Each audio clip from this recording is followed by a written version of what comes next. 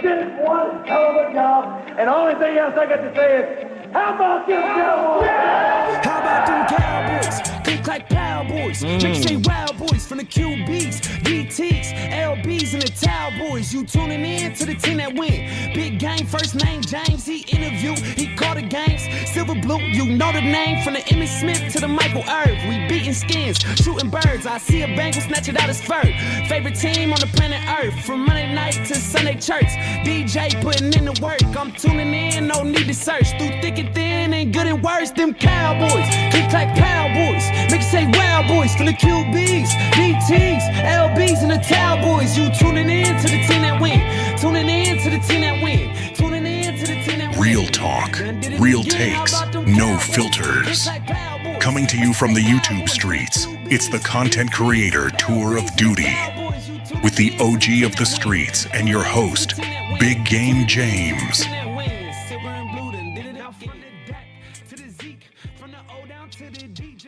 Look at that. Look at that. I got the real intro, dog. Look at that. Big Game James. You feel me? That's how I'm talking about. Big That's Game how I'm James. coming Keep in. it real.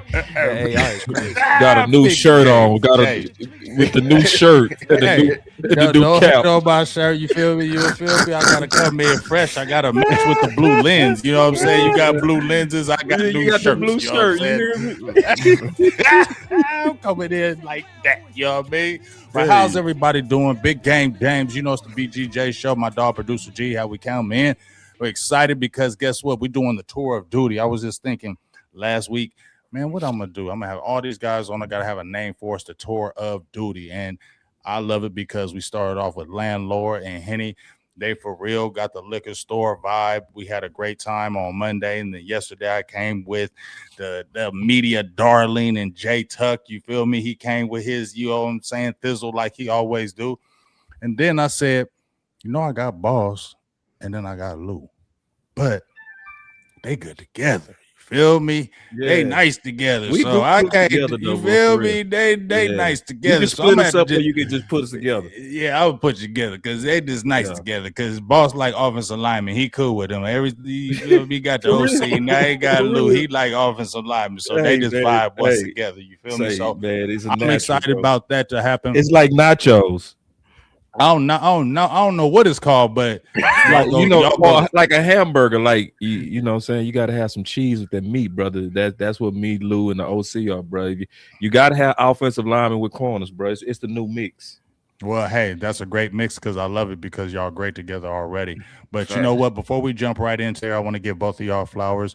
We were talking about it, but I always, like to let everybody know how much I appreciate them, what they really doing in the streets, and how they really like I vibe with them. And this is like kind of the keep it real week. If I'm just keeping it 100, this is the keep it real week. So I got to have the keep it real crew on here. So first I want to talk to Lou first. You know what? How you play, you must podcast how you play because that's just how I feel. That's how it is. However, Lou went hard, knocking people over, running people over, going hard, you know what I'm saying? Just hard in the paint. That's how you podcast. And I just really appreciate it. If I was a quarterback, I want Lou on my team.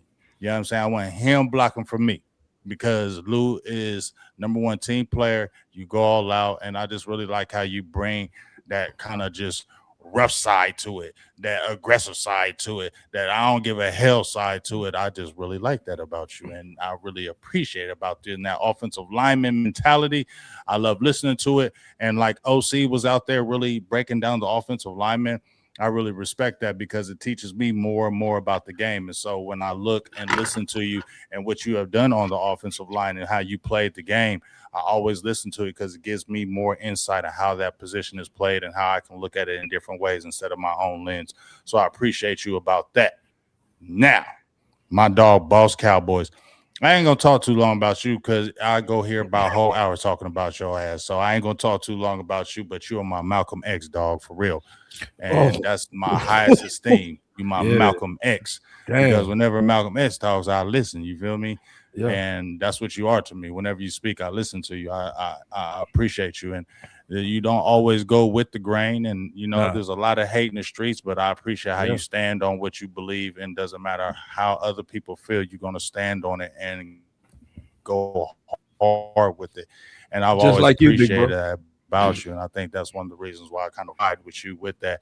And hey, well, you know how it is. I love that about both of y'all, and y'all just a great combo already. So I'm glad that you blessed the BGJ Producer G show, and we're going to talk some good football. So I just thank both of y'all right now.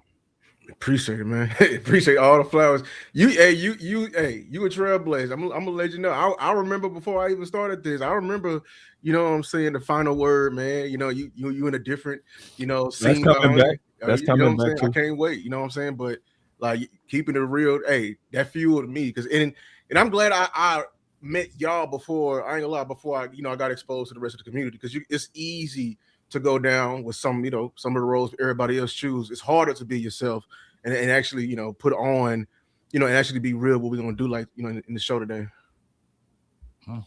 Yeah, in terms of flowers, man, shoot, we already know what it is, big. We can go. We know. So, Mm-hmm. you know, like we need people like you, man. And I'm so Yeah. glad you and producer G are back together. Facts. If y'all have no idea, like Big Game James and producer G originally was one of the fastest growing podcasts and YouTubers in the space, hands down. And the first time I met Big as a fan. Swear to God, just supporting him. Like had no idea I was gonna do content at all. Wasn't even thinking about it. Mm-hmm. But I was following Big and just admired you from afar. And so when you came to Dallas, it's crazy. You showed a picture one time where me and OC came out just to support you. Like we wasn't thinking Right. about like literally doing no content. It was just this dude is good. Him and producer G are putting a top-notch product. They use chroma keys. They use all kind of like different. They just dope. Like it was y'all was already ahead. Like having that voice behind the scene with G, you being the face, but y'all working with low egos, and then your Facebook was popping, YouTube was popping. So yeah, I already know what's gonna happen just over time with y'all being back together. It's gonna have just another blow up because y'all really dope together. Like for real, y'all are shoot, bro. What's the best analogy I can say, man? Y'all basically Easy and Bone Thugs and Harmony, bro. Y'all Ice Cube with Easy. You know you know what I mean? It's like certain things is great when it's together. We Eric being Rakim. Eric B. Hey. Rock, 8 Ball and MJ, Pimp C and Bun feel B. me? It's Bun certain B. things go together, dog. And that's Right. producer G and B. Well, hey, we about to have a good time tonight. It's definitely talk some football because I know how y'all go hard daily, and I like to check in and out, just see how is y'all doing, and y'all go hard daily. But this is the question for both of y'all, so both of y'all can give the answer. Either one can answer it first. But I asked each one of the guys that I had on the show on Monday and Tuesday, Henny and Landlord, and then Tuck. I asked them this. We understand what the Cowboys offense brings to the table. We saw what it did last year, right? And you see pretty much everybody's coming back. There's not the big controversy of the George Pickens. He signed the tag. He said he's going to be here at camp. He's going to be moving forward. And you've seen pretty much everything is back. Clayton Adams, Clayton Riley, all those elements are back on the offense, right? So you were thinking, and everybody is one of the reasons why a lot of people are hyped at Dallas because that offense. Now, Christian Parker, he's the darling. Everybody's talking about him. He's going to make the difference, or he could be the difference. He's the up and coming. Now, we've seen what the Cowboys have done in the free agency, trades, draft, moves. Have they done enough going into camp? Have they done enough right now in your eyes to help this offense and to kind of take this team to another level? Tell me. Okay. It depends on where you want the Dallas Cowboys to be. If your benchmark for them is low, then in your eyes you're gonna see it as low. But for me and where this team is, I expect Super Bowl contention, and I would say no, they have not done enough. And honestly, I will go even further that I at first I thought they did like a lot, but their mentality is this entire offseason, I've been against the grain. It's been actually piss poor. Just being honest with you. It's been a bunch of front loading or They almost had it here with Crosby, one player away, one pick away, or we shifted it to Kobe Dean. Oh, we have offered him the same amount of money, but he wanted to go play with his friend. Man, throw some extra stones in his pocket if you really care about the position. And then pivoting, I appreciate them getting Jalen Thompson. I appreciate them getting Gary, Malachi Lawrence, Caleb Downs, and everything like that. But in terms of building a contender, look, I'm just holding it to the Jerry words. Jerry got up there right before the draft and said, we're not going to have Pro Bowlers everywhere. You want to build a team that's good enough. So if you want to build a team that's good enough, I'm going to give you a score that's good enough. And right now, your offseason for the defense and for this whole team has been a C. You know what I'm saying? So if you want to change it to an A, add some more edges in here. We have too many questions going in here. And the thing I'm pissed about is that not enough people are bringing an alarm on it because we got a brand new DC. You know what I'm saying? And it's very rare that a brand new DC who just got the promotion comes in and hits the ground immediately running unless he has an overflow of talent. But here in Dallas land, he's now the prodigy. He's the chosen one, and we're asking him to come save us with mediocrity in certain areas. So in terms of contention, no. So it's a couple of things been bubbling in my spirit. 2 words, man. Landlord, when he said certain, I want to feel certain. So it goes with your question. And it depends on what the question is. So if you say, did they do enough? If you said, did you do enough to be better on defense? Yes. If you wanted to be better than last place, you've done enough. But if you saying that, or if the question is, have you done enough to be certain that you're a contender and certain that you can contend for a Super Bowl? No, absolutely not. You can be also happy with the good things that we've done, but also realistic with the contention. And so that's the first word that's been bubbling in my spirit came from landlord, and that's certain and feeling certain. On offense, for the most part, I feel certain, except for running back 2. That's the issue that I've had with this team, because that might be the biggest need that we have, Big, especially as we get later on in the season and Williams has another year like he had where you put too much load on him and you don't really know what the backups are. I don't understand why we don't do the second word that I got from Vach, the show I just did with him, and that's team overkill. And with the running back room, it don't even cost that much to overkill it. Like, you could actually add competition to that room to have a degree of certainty, which what landlord said, that certainty word, right? Where I'm certain that we have enough bodies and enough vets that can come in here and take us all the way through December, because I don't believe we built this team to really lean on our real strength, and that's the offensive line. And so did we do enough? No. Like, we've done enough on the back end, yes. So safety, great upgrade. Corners, I would say we go see. Show me. I'm gonna go with my name on that. But better. Linebacker, I would definitely say is better, talent-wise, and I believe Dixon is going to help them. Your interior front, that's overkill. I love it. Quentin Clark, all of that, the depth that they have, chef's kiss. The edges, if everybody's being honest, no, question mark. So you didn't do enough. Okay, so I want to ask Lou this question then, because I heard you say, and you said it as well just at the end, boss, with the edges. And I want to ask Lou this. What if some people say, okay, all right, you say about the edges, but you just mentioned Quentin Williams and Kenny Clark. Quentin Williams is a pass rushing defensive tackle, and we heard that in this system with Christian Parker is going to be implementing this 3-4, he's going to get him in positions where he's going to be able to attack the quarterback, and we've seen pass rushing ability from Kenny Clark. What if people are saying, what about those two are adding to that? Doesn't that help this defense, that what you want and what you're trying to do, and they already have depth along that defensive line? Yeah, and I gave that a chef's kiss. So, yes, that absolutely helps. You gave it a chef kiss, but I ain't hear Luke give no chef kiss yet. Yeah. You're talking about if in terms of the pass rush, the D tackles, Quentin, yeah, like I think it's going to help. Like, I just view the game differently. Like, I think everybody is, they have this epiphany. Like, okay, they finally seeing that interior pressure is deadly. and it definitely can affect the quarterback. It is very much so. It makes the quarterback see ghosts because that's the fastest route to the quarterback. A gap, B gap. You know what I'm saying? Right. But here's the thing, though. Interior pressure does not happen as frequent as edge pressure. And I think that's where a lot of people don't, that's where it kind of misses. Like a D tackle, and ESPN did a great job of measuring this. When it comes to win rates, the best D tackle is like ranked number 16th in terms of win rates because it's just by alignment in the football field. You're naturally on an island versus D tackles. Okay, the slide can come your way, or the rules. We could do a lot more things to hinder you. And again, like you're the D tackle. I'm just viewing it as this, and it's simple.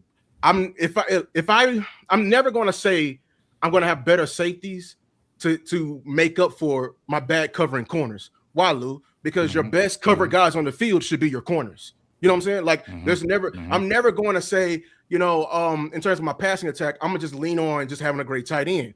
No, Lou. Why? Because at the end of the day, the passing attack must come from the receivers. You may not have. You may have a Kelsey, but you're gonna need somebody alongside with him because at the end of the day, that's how you're gonna get off. That's how I feel about the edge room.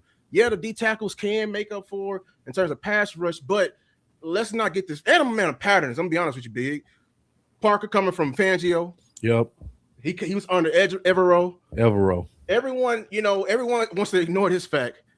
They also got gangster ass D tackles. Yeah, they also got D tackles that can rush the passion. But guess what they've been fiending for the last couple of years? Edge. Seeing Adrian Evero just overpay for Jalen Phillips. Yep. Oh, that tells me that the edge is very important. Right. To their system. You know what I'm saying? And because you keep hearing people say, let's be like Seattle. Seattle is not our system. That's not our system. Right. I think we're gonna be just like the Panthers. I'm be honest. I think we're gonna be like the Panthers. I'm talking about 1-1. But we're coming from that Vic Fangio tree. Right. Fangio been trying to get it. How many times we gotta see the Eagles' name in big edges? Oh, Miles Garrett, Crosby. They went after Parsons. They went after Miles Garrett. I'm just amen-ing you, bro. Keep going. Yeah, I'm saying, but I'm seeing I hear what people saying, but I'm just seeing a pattern. Why is all these DCs, the ones that are directly tied to us in terms of we may be like in terms of a defensive system, why are they focused on and making sure that they got to get this edge room right? Oh, because it's important to their scheme. Why is that? Oh, because we run a 2-high system. And when you hear Christian Parker talks about, he want to keep 5 DBs on the field. He want to stay in nickel. He want to have an advantage on the field. He talks about stopping a run with just 5 or 6. That means he want to have as less people in the box as possible. That means he want to rush with 4. Sometimes bring 5 a little bit, but that means he wants to get there with 4 or 5. So you need a gangster edge with that. I'm just being. You don't have to be on Crosby level, but give me a Kyrie level. A closer, bro. You do need a closer. Montana asks, are edges winning the Super Bowl? Yes, they are. They are. Like if you go look at who won the Super Bowl when Eagles won the Super Bowl, Sweat is the one that really won that Super Bowl. It wasn't the interior guys too, the ones that they paid, Jordan Davis and Carter. It wasn't them. It was Sweat that had Mahomes running for his life. Yes. In that Super Bowl, Hurts did get MVP, but the person who closed that game out, hands down, was their edge. And so defense, for sure, because it was third. That like the Eagles fans coming in our chat, y'all. They didn't get past the 50 until the third quarter. That defense was stifling. I don't know how they was up like 31-0. Like it was a they sacked Mahomes twice on one rep, and then they threw the pick. That's when for the pick touchdown. Like so, and then why after in the Super Bowl party is Vic Fangio on the fall calling Jerry when we over here shopping Micah, like fresh off the Super Bowl? I'm just telling, look, y'all can believe what y'all want to believe, but I'm seeing their feet. That position if they can feel it, they're going to feel it every single time because it seems like it's vital to the system.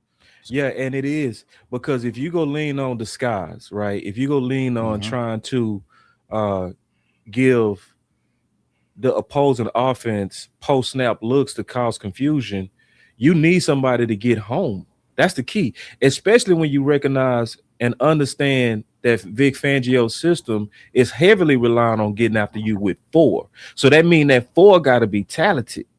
This is not a Brian Flores type of system where we're going to be blitz heavy. We're not going to be a 0 blitz team where we're trying to scare quarterbacks and terrorize them with all kind of misdirection. We are a disguised team that we go rely on our back end, but we also need our front end to get home. That's why Lou is exactly right, and people need to pay attention to what he's saying, that the edge is not built the same across everybody across the league. Now, if we were Seattle, I would hear your point, but we're not Seattle. We come from a Vic Fangio tree, and that tree is relying on those 4 winning. And so I definitely agree with you also, Lou, that I see us being is like the Panthers. And see, the big thing, especially when you hear our fans, they highlight the trenches, right? Which we did, because we was saying respect One Tech last year, right? And for 2 years straight, we've been saying that. So we've been wanting the One Tech. Me and Big been talking about Jonathan Hankins, and now 4 or 5 years. Big, how long we been talking about One Tech? Like years, right? So we know we need 20 years if we're keeping it real. We've been needing the D tackle. So we've been beating that ground on that. So we agree with the fans on that. One Techs make a difference and 3 Techs make a difference. But I honestly believe that with the absence of Micah, and because we got so anti-Micah, it also made us, to me, anti-edge. And it's like, now I want my cereal with my milk. I never wanted Micah, but not a DT. I wanted Micah with DTs. Like, I wanted to see that. Now it's even crazier. Now, what can you do? Now you actually have that defense where you feel like you can go in anywhere and beat anybody. That's where you feel, and I think that's where I'm at, where I talk about the team. Like, I'm not hating on the squad. Y'all made some good moves. Got to Jalen Thompson, spent a little bread on him. He's a good player. We know what you do in the draft, how you like to get those young players and kind of put them to the forefront. We know how you like to rely on the stars. You see the people that came in. You got the Rashawn Gary. We've seen you trade for that. You got Kobe Durant. We've seen that. But once again, I ask myself, are these guys the difference makers? Because that's what I've always talked about, boss. And now you, Lou, I've always talked about, these are good players, but are these the difference makers that you are bringing in free agency? So when I hear a lot of people saying Cowboys are moving different this year, you ain't heard Jerry, you ain't heard this, ain't been drama, they're moving different. They signed Jalen Thompson to this big contract. Okay. But when I see the players that they brought in, I've seen them bring in good, solid players. I've seen them do that before. And I've seen them say, oh, this is a pretty good draft. And then I seen them say, well, we got our guys. But I also seen them say, well, we got these coaches. Y'all better coach your ass off. And I feel like that's what's happening once again, where y'all better coach your ass off, because we ain't going all the way out there, because you flirted with Matt Crosby. You know what I'm saying? You flirt with Jordan Brooks. They say, oh, Dallas made offers. But do they make the real offers? Because these other teams are like, man, y'all ain't really spending no money, so we ain't paying you no mind. You went to the Raiders or Las Vegas, wherever the hell, and said, Max Crosby, first and Osa, first and third. They said, man, you already told you what it was. This is what the hell we want. If you ain't doing that, bye. And that's what Dallas does. They play, they flirt, and then they come back in the media. We tried. Yeah, exactly. We tried. And almost so that our fans, we appease. Hey, don't be yelling at Dallas. They tried. Oh, big. And see, what to me, I'm not hating. I'm just saying it's real. And see, this the deal, bro. I give Dallas credit for playing in free agency in a way that they haven't played in a while. They made 3 strong proposals for Max. Mm-hmm. The problem to me, Lou, and producer G and chat, is you could tell we're rusty in free agency. Free agency is the place you come in to get your guy and overspend. If you're trying to get the just right deal, get out. It's not the place you get the bargain. See, we so used to bargaining that we don't know that when you play in these waters, it's about outbidding the next guy, period. You got to be willing to pay more if you go swim in these waters. And Dallas. How can you say that about Jerry, though, boss, when you already know he's the one that spent two firsts on Joey Galloway's and first and thirds on Roy Williams, so he know about throwing money. He know about throwing first-round draft picks. So I don't believe that. Well, it's not Jerry, and we know it ain't Jerry, because this is not the gambler Jerry. This is more so the shadow of Jerry, which is Steven. you know. So we seeing, you know, somebody that's a wise guy called them baby nuts, you know, at some point, you know, some guy who really knows football, I don't know who that is. That's crazy. Well, That's you know, crazy. but I'm gonna tell you what this guy was saying and what he meant by baby nuts is that he doesn't have that all-in instinct like Jerry. He doesn't, you know. So Jerry, the gambler, which is also wild because our fans have now almost developed a mentality of Steven. So when you hear us saying that let's get better at the edge, I see a lot of people in the chat say, well, you don't believe in the edge room. First of all, I don't. Because I look at patterns like Lou say, if you go look at what happens with most rookie edges, they don't do nothing, y'all. I'm sorry to tell you the truth. The truth is I looked at over 70 of them. I went back over like 15 years, brother. I did a whole Excel breakdown. The average first round edge is going to get you at best 4 sacks, 3 to 4 sacks, y'all. So, no, I don't believe in that. I don't. And I don't believe in Donovan Ezeraku year 2. I don't. Because I see them hit their gains in year 3, dog. So, I got to see, this is a keep it real day as we getting ready to go into training camp. No, I don't believe in that. What I believe in is what me and Big came up on. You know what me and Big came up on? We came up on a man who looked in the camera and said, Dion, I know you listening. I want you. See, we came up to that. See, some of y'all ain't used to that. So when we start aiming high, y'all thinking we just duking on everybody. Nah, we trying to be certain. We trying to go for overkill. Dion was overkill. Charles Haley was overkill. So guess what? Me and Big, when we was living that, we was certain. Wasn't we, Big? Wasn't you certain in the 90s? Wasn't you over here like, who can beat Dallas? Look how they stacked. They had no corners.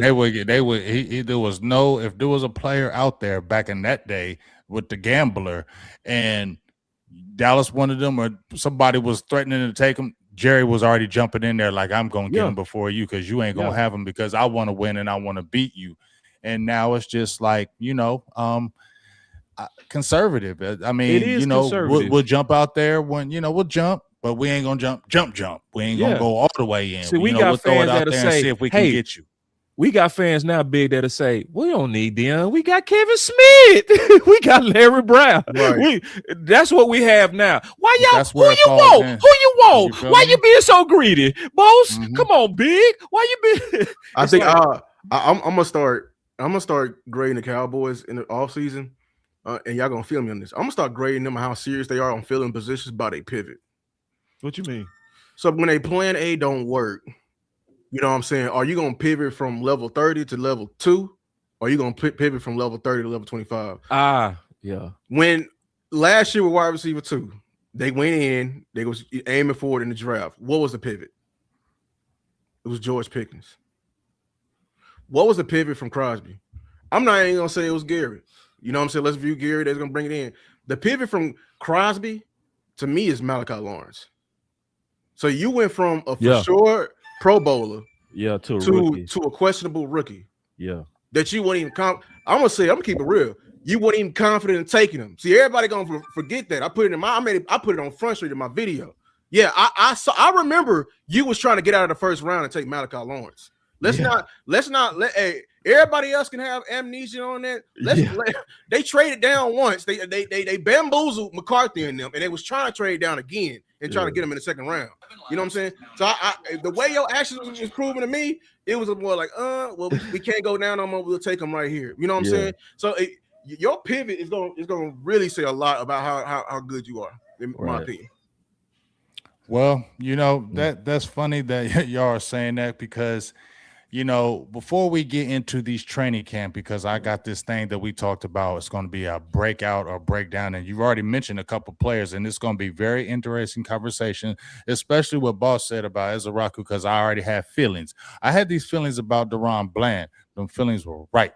And you asked Boss that. I had them feelings way back then. I was like, he good, but I don't know. And guess what? Them feelings were true. So I'm starting to feel them things about Ezeraku. And I'm trying to tell you, I'm not hating on no daggone Ezeraku. I want y'all to understand that. I promise you I'm not. But I have feelings. Them feelings, boss. I have them feelings. You know what I'm saying? So I want to ask you before we jump into these players, is there a pressure cooker right now for Shotty? Because I've already been saying this, and I brought this up because I just heard it in the streets where Brian Broaddus said, Schottenheimer, he ain't no difference maker. So I already was making a few videos like, you know what, the fire gonna be on Shotty if this season don't go the way you want it to go. I felt like you got to get 10 wins in this season. You got to get 10 wins in this season. You got to make these playoffs, and you got to make some noise, because I think you even said it yourself, boss, when the season was first starting with Shotty, he talked good. It sound good. You know, I started hearing people saying he sound good, but you better be getting wins. So to me, you got grace because maybe the turbulence, the bad defense, and some things that really happened this season we know about Marshawn Nealon. But going into year 2, y'all, where do you feel like Shotty's at in this pressure on him get to the playoffs, make the playoffs, do some things in the playoffs, or does he get another kind of year of grace if they kind of don't take it to the next level? It's massive pressure on him. He gotta at least make the playoffs. He got a 4-year contract. He gonna be going into year 3, bro. You don't want to be going into year 3 and ain't made the playoffs 3 consecutive years in Dallas. All the loving and then the changing of the culture. We are Dallas Cowboy fans, big. What are we gonna really do if we have 3 years of not making the playoffs? We go turn on him, bro. All right. Keep talking. We go turn on big. We go turn on them, bro. You already know. I've been making the videos and saying that the Cowboys fans gonna turn on him. They not gonna listen to that, bro. They ain't gonna listen to that. They gonna be hearing that. They ain't gonna hear that. If you come in and say, they're gonna be like, bro, ain't nobody trying to hear that, dog. You ain't doing nothing. It's pressure on him. Yeah. Plus pressure. Go ahead. Plus now you truly got your fingerprints on a lot of decisions. See, last year, I'm going to give him a mulligan because Jerry clearly came, and if you don't know what a mulligan is, people that's listening, that's when you get a do-over in golf, right? So I'm going to give him a do-over because he didn't have his fingerprints on Matt Eberflus. Jerry said, I made that hire.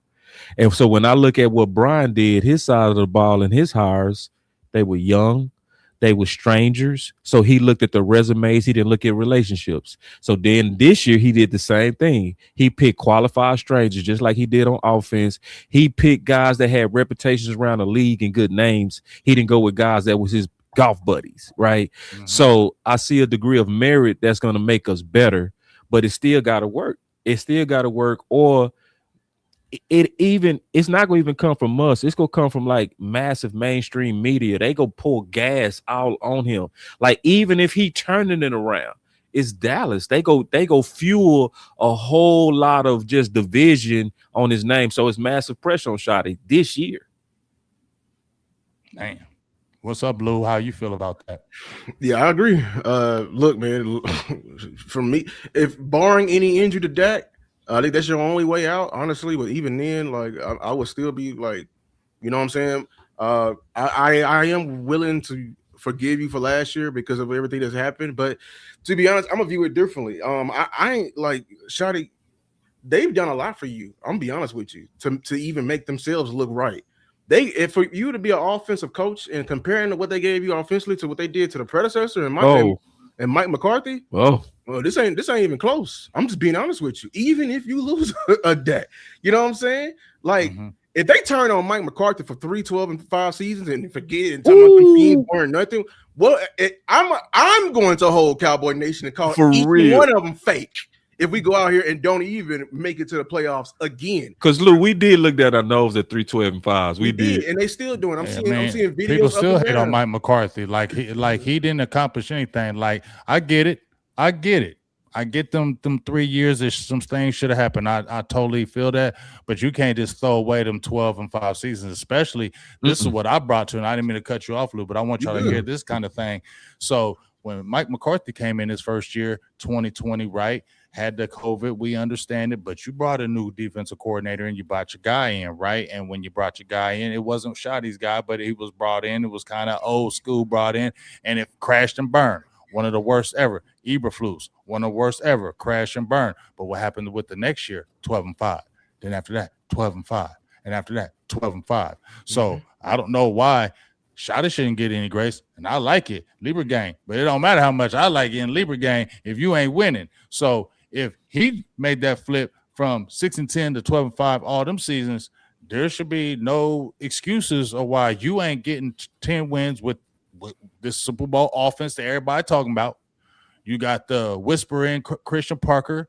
You got the defense is better than last year. I agree with y'all where there's lacking, but it is better than last year. So to me, barring any major injuries, there is no excuses. And I've already made these few videos to say, you don't win this year, you don't get to the playoffs, you're going to get turned on so quickly. Yeah. Nobody's going to be listening. They're going to be calling you Jason Garrett and be calling you all kind of names. And they're not going to be listening because that's the last time you had 3 straight losing seasons was with the Jason Garrett era. So you can't fall right into that again because nobody's going to listen to you, especially you've been in the league for 20-something years. You've been an offensive coordinator a lot of places. So you just like you said, Lou, you've been graced with a lot of things. There is no excuses for me for Schottenheimer. He's in the frying pan right now as far as you got to. And the NFC East is going to be better. That's not this. The East ain't going to be terrible like it's been before. The East is going to be better. And you start out with 2 East games. So that's my kind of thoughts on that with the Schottenheimer thing. I think there's hella pressure. And Tuck brought up something. I want to get y'all's quick thoughts on that before we talk about some of these battles out here. Tuck says something out there. Let's say it is bad. And I don't want it to be bad. First of all, y'all in these chat, whatever. Shout out to the chat and everybody. I don't want it to be bad, y'all. I'm not wishing it for it to be bad, but it's reality. You never know. But he brought out a name, and they said, what? When he brought up some Mike Tomlin, and then he said Christian Parker with Mike Tomlin. If Brian Schottenheimer failed, I said, oh, man, dog, don't ever get me thinking like that, dog. Don't make me feel that way. Don't get me thinking like that because, bruh, you don't win this year. And that man in the booth, bro, there's going to be a lot of talk. Yeah, that's a dream, and I love Tuck, but I think I've observed the Cowboys enough to know that they want the broken coaches. They ain't gonna interview Mike Tomlin. I'm just being honest with you. Nah, his name is good. Like they like you kind of, begging for a job. Yeah, they want you wounded. They want you trying to rebuild your career, or you gotta be their guy. You feel like okay. It's one of those. So it's like this is why I was fighting the hell out of Bobby Belt when he was over here. Like, what's the Gannon? Gannon, yes, boy. Oh my God, I hated the thought of Gannon. And then talking about he was number 1, and then we should. Be I was like, how? You mean the Mincy of Eberflus? Yes. Like, are we goofy? Yeah, we talk about Eberflus too. Okay, we talk about the same guy who punched his. We wouldn't be doing this show right now if they hired Gannon. Because you'd be out. I promise you. Big. It was a push for Gannon, bro. It was a push. See, I remember the ranks. See, Lou, do you remember those ranks? Yes, man. Yes. The ranks was not Christian Parker at the top, and what's my boy that from Minnesota? They went to Ronta. It was Jim. It was Jim. Jim was number 1 on these boys, and then Gannon was number 2 or number 1 on these boys' lists. And I was like, wait, what? No. And we have direct quotes saying they didn't even want to interview Flores. Like, yeah. See, that's a whole nother thing. I'm just saying, look, their actions, I love. They like them broken coaches, bro. Because I feel like if we give her a shot, what's a name I'm scared of, and they slowly grooming him, and I'm paying. I play.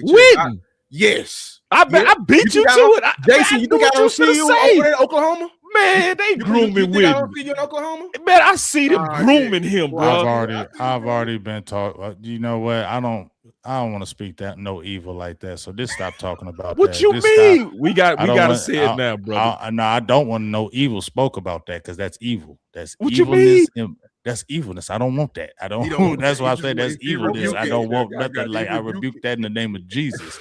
Keep that away because I already seen all that in motion. How we can't just bring you right in, even though we want to. we can't just bring you in because too many people talk. So you go over there and get some seasoning. You go over there and then get some seasoning. And then when you come over here, they said, well, he coached over here. He coached at Oklahoma. He coached at high school. He won championship. It just wasn't high school. Then he went over to Oklahoma. Let's remember why Mike McCarthy allegedly got up from the table, bro. He was negotiating his contract with Jerry, and they got to talking about it, according to people reports. Jay reported on this, right? Jay Slay. Bro, how you sit up here talking about me and say, also, we want to put Witten under you? The fan had me crying laughing because Sean and RJ, they was finna come out with some shirts and it was gonna be called Witten in Waiting. Ooh, like he basically, like, if we would have hired Witten, it would have already been understood that Mike McCarthy was just waiting to get fired. You know what I'm saying? And we was gonna do that. It's like, no. I mean, they did it before. If you look at it with Wade Phillips and Jason Garrett. Yeah. I mean, he was the coach in waiting. That's why he was one of the highest paid offensive assistants. I mean, and I feel like that's what caused friction, and that's why you can't have that, because you don't want that. What coach wants to bring on a guy that know that this is eventually going to have my job? Like, bro, like how? And we understand it. When you play the game of football, we understand when you're getting drafted. We understand that, but I feel like the coach is a little different. That dynamic is different than a player. Right. I don't feel like you should hire a coach and you already he's going to be the next coach. Where does the players respect the head coach, dog? Like, where does he really have? No, that dynamic is a bad dynamic, and it caused a fraction and a fiction when Dallas had it with Wade Phillips and Jason Garrett. It did. It caused it, and I feel like those were some of the reasons why things were going on with that. So Mike McCarthy allegedly got up from the table, big. Okay, I've had enough. I'd rather go take my chances with no job than to have Witten under me and to go through that circus. Nah, bro. After that would be a nightmare, bro. The audacity for you to even bring it up after you had me as a lame duck and you put that team under me. You withheld resources. You brought in, you drafted a developmental as left tackle. You gave that to me and told me to go compete. Yeah. Then when injuries happen, you just signing guys off the street. You think I forgot that? That's why it's one of my favorite defenses. I'm being honest with you. That Zimmer defense, because we was down there running with the number 6 corner, the number 7 edge, and they was still competing. You know what I'm saying? And that's real coaching. So the audacity for them to do that. That's why going back just briefly with Brian, dog. Compared to what the coaches had before you, bro, they are giving you, just being honest, you don't have everything that you have, but if you really look at it with all that Mike was able to work with, bro, Micah he was a draft pick. It could have easily not worked out. If Micah didn't hit, who is the playmakers on that defense? You know what I'm saying? Like, your D different. Exactly. Ooh. Your D's completely different. You know what I'm saying? That was the risk. And then when it did hit, Dan Quinn was asking for a little bit more in a linebacker. Just a little bit. You got to elaborate on a little bit. Just a little bit. He just needed more than Bobby Wagner, who was the same price as LVE. They was the same price at $5 million, and he didn't get it. He didn't get that. You know what I'm saying? Like, I understand under you, they took away Micah, but they also broke a damn rule and bringing in Quinn Williams, which is somebody we needed with that regime, or just somebody like half of what Quentin was. You know what I'm saying? They had to bring in Quentin Williams, in my opinion, dog, because in my opinion, when they got them 2 first and Kenny Clark, I said it from here to the Himalayas. It's good, but that's Michael Parsons. That's Michael Parsons, a young Michael Parsons. I need more. So Quentin Williams and Kenny Clark in 2 first, that makes more sense for a Michael Parsons, dog. Because people done soured, and I'm really tired of the hate, because I get it.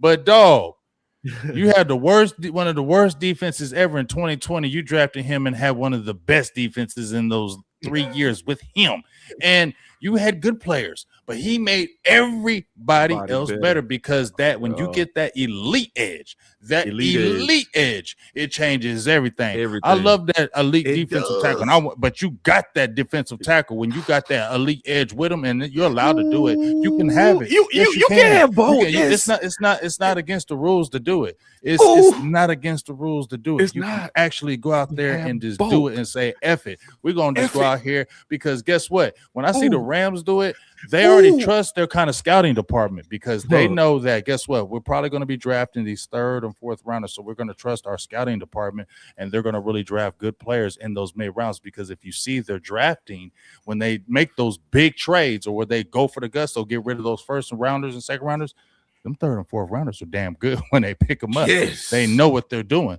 So there's trust.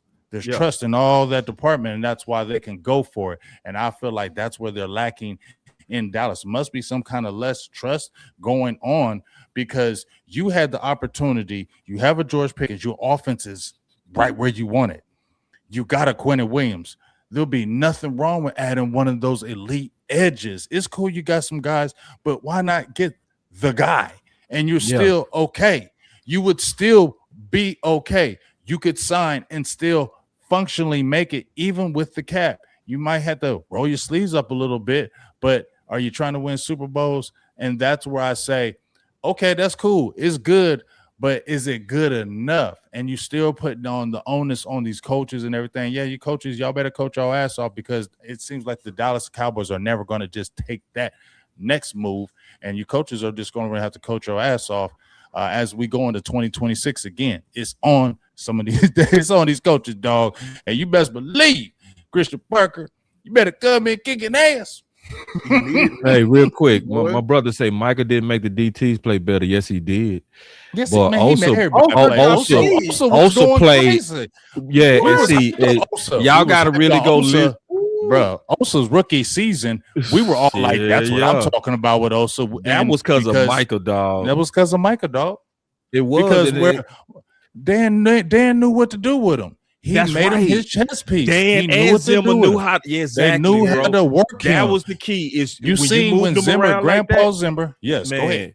No. Please, I'm saying Grandpa Zimmer. Grandpa Zimmer came in and.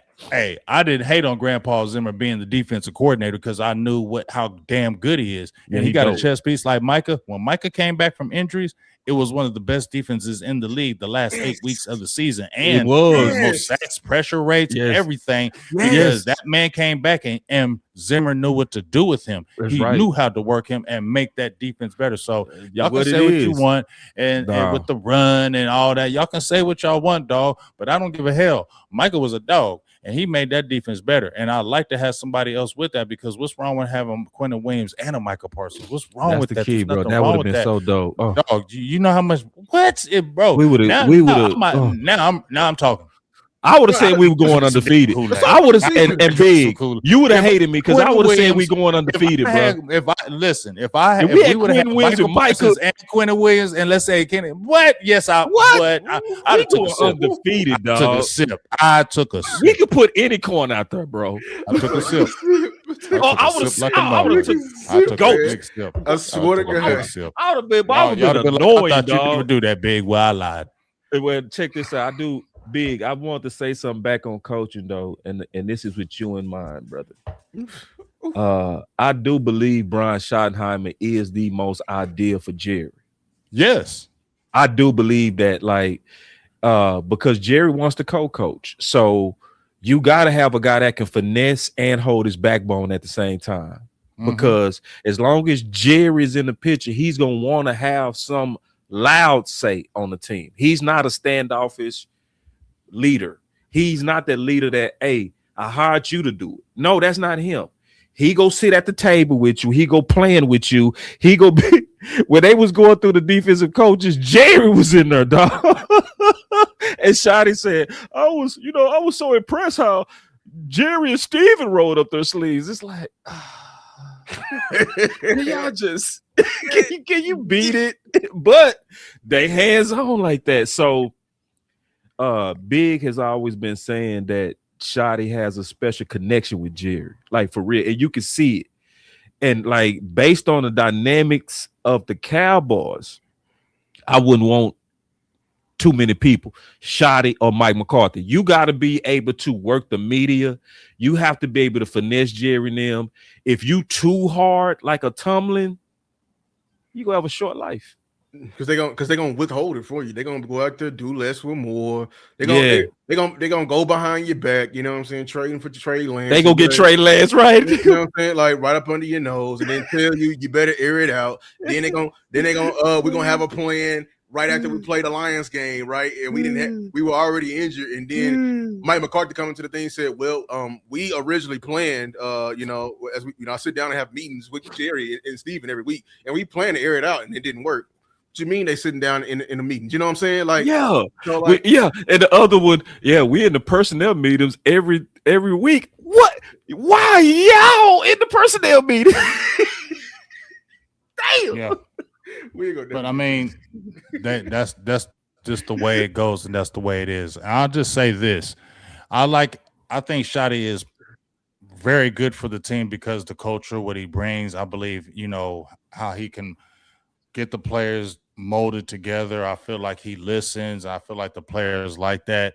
I like the atmosphere he brings, but none of that matters if you don't win. And what I'm looking at is you're a good coach. You're a pretty good coach, but I need you to have some defining wins this season because you lost some games that you shouldn't have against some coaches you shouldn't have. And I got 2 games in particular I want to see how you really coach against. When you go against Shanahan this year, I want to see how you coach against him. And when you go against McVay this year, those are 2 games I'm watching how you coach. Ooh. And I want to see how you coach these teams against these elite type coaches. And if you don't really measure to the mark against them, I'm going to have real doubts about you. Because that's just what it is. I don't care. Like I said, I can scream Libra Gang all I want. You can talk all good to me, and I can feel you, dog. But that don't matter shit if you're not beating those couple of coaches, or you're not winning those type of games that you need to as a coach. And you're going to have to make some good coaching decisions this year. I said it before. Red zone, you got to score touchdowns. When you need to get out of that mentality that you got that field goal kicker and he can kick 64-yarders, that's all good. But you need touchdowns with this offense. You got to be above the ranked 15th, 16th in the league. You got to be in the top 10. Those things. You can't have red zone penalties. You feel what I'm saying? Like, you got to tighten up those little things. And I think you are monitoring the offense a little more than the whole team. I think me and Tuck talked about that. I think even Landlord said it. You got to be the coach. He said he was moving over to the defense and looking at other things. That's what you have to do. You have to manage the whole team and not just worry about this offense. You got to get this whole team together, and I want to see it in 2026. You're right. I'm gonna be honest with you. That's the one thing I criticize Shotty for. Like, you now overseeing that was, you know what I'm saying? We can criticize McCarthy all he wants, but a delegator, you don't know how to delegate. So when you left the offense and went to the defense, offense falls off a cliff. Yeah, you know what I'm saying? Like I'm paying attention to stuff, and like that. Did happen. It fell off a cliff. It you know did. What I'm saying? With all the arsenal at your disposal. And can I slow you down just a little bit? Who likely was in command of that? You talking about you talking about when he was gone? Yeah. Oh, see, let's say it. Clay. Man, keep it real, Dave, bro. Yes, I'm gonna be okay. Can I say something? Because I want to go back and forth on this, bro. He's getting all of this praise, but he ain't called no offense yet. I'm gonna be honest with you. Say it, Lou, with your chest. I'm gonna be honest with you. Say it. He's a run game coordinator. Say it. Go on, let it out. He's a run game. Let it out. Let it out.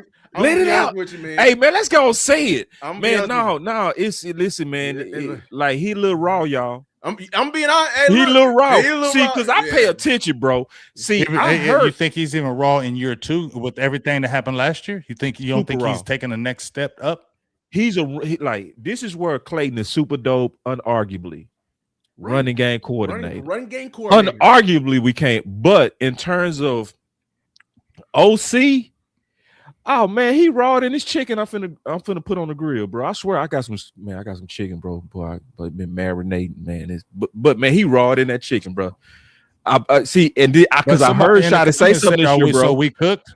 So somebody in the comments says, so are we just saying that we cooked already? Is that what? No, man. Oh Lord, Jesus, man. If you hearing that, Lord, no, y'all gotta. We're not arguing in extremes, bro. We just being realistic. Hold on. Tone down your hundreds. Bring it down to about so listen, bro. Man. Listen. I this is the best way I can explain it. this is grown. When you really trying to win a championship, you gotta hone in on those. You gotta hone in on those areas that are risky, y'all. Like you gotta hone in on those areas that could take you out. Like Vach talked about this, and he said Scott talked about this. It's basically looking under every rock, bro. That's what we doing, bro. Like if y'all want to come in and hear, hey, Dak is great, and Pickens is great, and CeeDee Lamb is great, and Tyler Smith is great, and Cooper Beebe is great, and Williams is great, bro. We know that, bro. We already know that. If I listed all them and said how great they was, everybody would agree with that. What we trying to say is what other things are not as good as those great guys that could also hurt us, bro. And what we go do about it? What's in the coach's way? And what's really going on with the coaches? So, like, if we talking about Clayton Adams and we hearing all these pom-poms and stuff, let's get down to the real reality of Clayton. Clayton has never called plays, y'all. Ever, dog. That's why that's what surprised me in him getting head coaching nods. You ain't called plays. He ain't never called plays, dog. Your promotion is play calling. Yeah, right. You got your promotion. And see, that's your next step. Shotty said this about him. He said last year he couldn't really draw up the passing game. See, no. But this year he doing it, which means he put that extra working tool set in his bag. But that means he's still raw. Come on now. If you the first time drawing up schemes on the offense, you had to put that in your bag in the offseason. Thank you for putting that in there, but that also still screams that you're raw chicken, brother. Yeah, like you look like that's crazy. You couldn't draw up, you couldn't get nothing going in the passing game with CeeDee Lamb and Pickens. Man. Yeah. Hey, man, so and then I heard Shotty say, I mean, we getting on Clayton, but it's where we're being honest. Like some people go, hey, Clayton, he the next great, he should be. No, Lou is right. When Shotty left to go help Eberflus, the offense said, which means that Shotty was likely holding the offense up, y'all. Come on now. And then we play Arizona. When that Arizona week? Because around this time was happening it was early in the season. We got through playing Denver. Then we laid like a egg on offense versus I think Arizona was like soon after that, right? Am I tripping? I think it was Denver, bro. I think that's the game that but Eberflus had to help. No, that Shotty had to help Eberflus. I think that's when the delegating started. Yeah, don't hold me to that though, but I think it was them. But the point is, like, you need to become a better overseer. And I'm gonna be honest with you, Shotty, you need to become a better OC. See, everybody else gonna palm you up. Wait, that offense was shit last year. I'm gonna be honest with you. To the standards I was holding you at, in terms of execution, it was fucking horrible. So you saying the offense is terrible? Come on, dog. Dallas was he's averaged 27 points a game. They averaged 391 yards a game. Hold up. Yeah. You had 2,000-yard receivers. You had a 1,200-yard rusher. I'm not gonna feel you on that one, dog. I'm not gonna feel you now. I ain't jumping my pushback about that offense, but you gonna get to get some pushback because I'm not gonna feel you on that one because that offense was damn good. Now, did it bog down a few games? Which I said it does. Yeah. I said in critical games and in certain times when you need it the most. And red zone offense to be explosive, and then when you need it the most, it bogs down. Like in critical especially games, in red zone, like in Bears. You feel me? Panthers. Those you need the touchdowns. You getting field goals. You feel what I'm saying? So that's why I say it bogged down. But I can't just say the offense is trash. I'm not going to do no. I'm being a little hyperbolic when I'm saying it. But I do want it to steam though. You know what I'm saying? Because it does not live up to my eyes. So for one, all those numbers, it was great. Lou won 40 a game. Yeah, but no, it's not even that. Yeah, I'm off. But at the same time, let's not act like you was getting extra possessions because that defense was just historically bad. It's a stat I saw on Football Reference. We as a defense is another. Let's bash Eberflus. We had the shortest amount of time in terms of opposing offenses to score. So not only was offensive scoring on us, they were scoring quickly on us. You know what I'm saying? Because we were just giving up. They'll come in and they come carving it up. So that gave you extra possessions. Not saying, but I'm just saying, like, you weren't perfect in terms of execution. Like, I'm sorry. I don't even blame you. Like, it's your first year. Why was our goal line offense that bad? You got Booker, BB, and Tyler Smith and a big back of Javonte Williams, and you got an X receiver and George Pickens. In no world should you be middle of the pack, like nowhere near the middle of the pack in terms of a goal line offense. I'm holding you to higher standards. Just being honest with you, know what I'm saying. But they did overachieve, but it was not perfect. And then, like, once Javonte went down, we saw the really ugliness of this offense. Really, I'm gonna be honest with you. This is what my describe. Like, what is the plan when? Because we already know RB2. You know, they over here effing around with it. What if we really don't have any plan for RB2? So the offense got to just go completely off the rails now. Like when McCarthy was here, he had a pivot plan. If he didn't have a run game, we finna West Coast to death. You know what I'm saying? But I'm just being honest. Like the offense was far, and I do mean far from the potential of what we had. Let's not act like our expectations ain't higher than even what Andy Reid is doing. We are loaded on offense. This is why I'm really pissed we ain't got shit on defense. We loaded on offense. So yeah, my expectations is to the moon. Yeah, that's our expectation. I ain't mad at that. I wanted to highlight a comment real quick, Big, if you don't mind. Okay, go ahead. He going ham. My brother Quinn, Cowboy Optimist. Nah, I'm cool with him. His name is Optimist, so he won't Kool-Aid, and that's fine, bro. Fan how you fan. A whole bunch, but a lot of sugar. I mean, you know, we don't do Kool-Aid over here unless it's measured. Just to be honest. Mm-hmm. So Quinn Jr. Bree 0622 said, it's just the fact that I don't think Jerry's going to make any more moves. So that means we running with what we got. And y'all saying it's not enough. I want to really just kind of highlight that sometimes, bro, our best moves has happened at the trade deadline. So we should be still talking if we feel like we can improve. When did y'all get Amari Cooper? You didn't get him before training camp. You got him at the trade deadline. When did we get Jonathan Hankins? We got him at the trade deadline. When did we get Quentin Williams? We got him at the trade deadline. So you saying it's a fact that Jerry ain't making no more moves? No, Jerry does make moves sometimes before the trade deadline. Usually, though, that happens when it gets drastic. When it gets drastic. So, like, I know sometimes y'all hear us talking about areas to where we can be better or where we want more. No, it's still worthy of a conversation, because if it's not working, like receiver by committee, did that work? Did you know it wasn't going to work?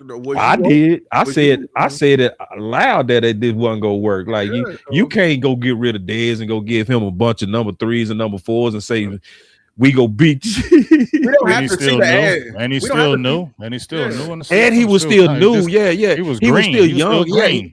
Yeah, so that was a bad plan. So for everybody who spoke loud against it, I did, Big did. Did you? Or was you an optimist? Was you that person that's, I believe in this. I believe that Dak is going to beat with timing. Okay. And what happened? He needed talent. So we end up getting the talent at the trade deadline. So having these discussions is always worthy of it, because guess what? If an edge jump out there and surprise everybody and be a 10, 12 sack guy, we go gladly eat crow. But if they come out there and they struggling, we need to be talking about, hey, we need somebody else to take us over. Ain't nothing wrong with that talk.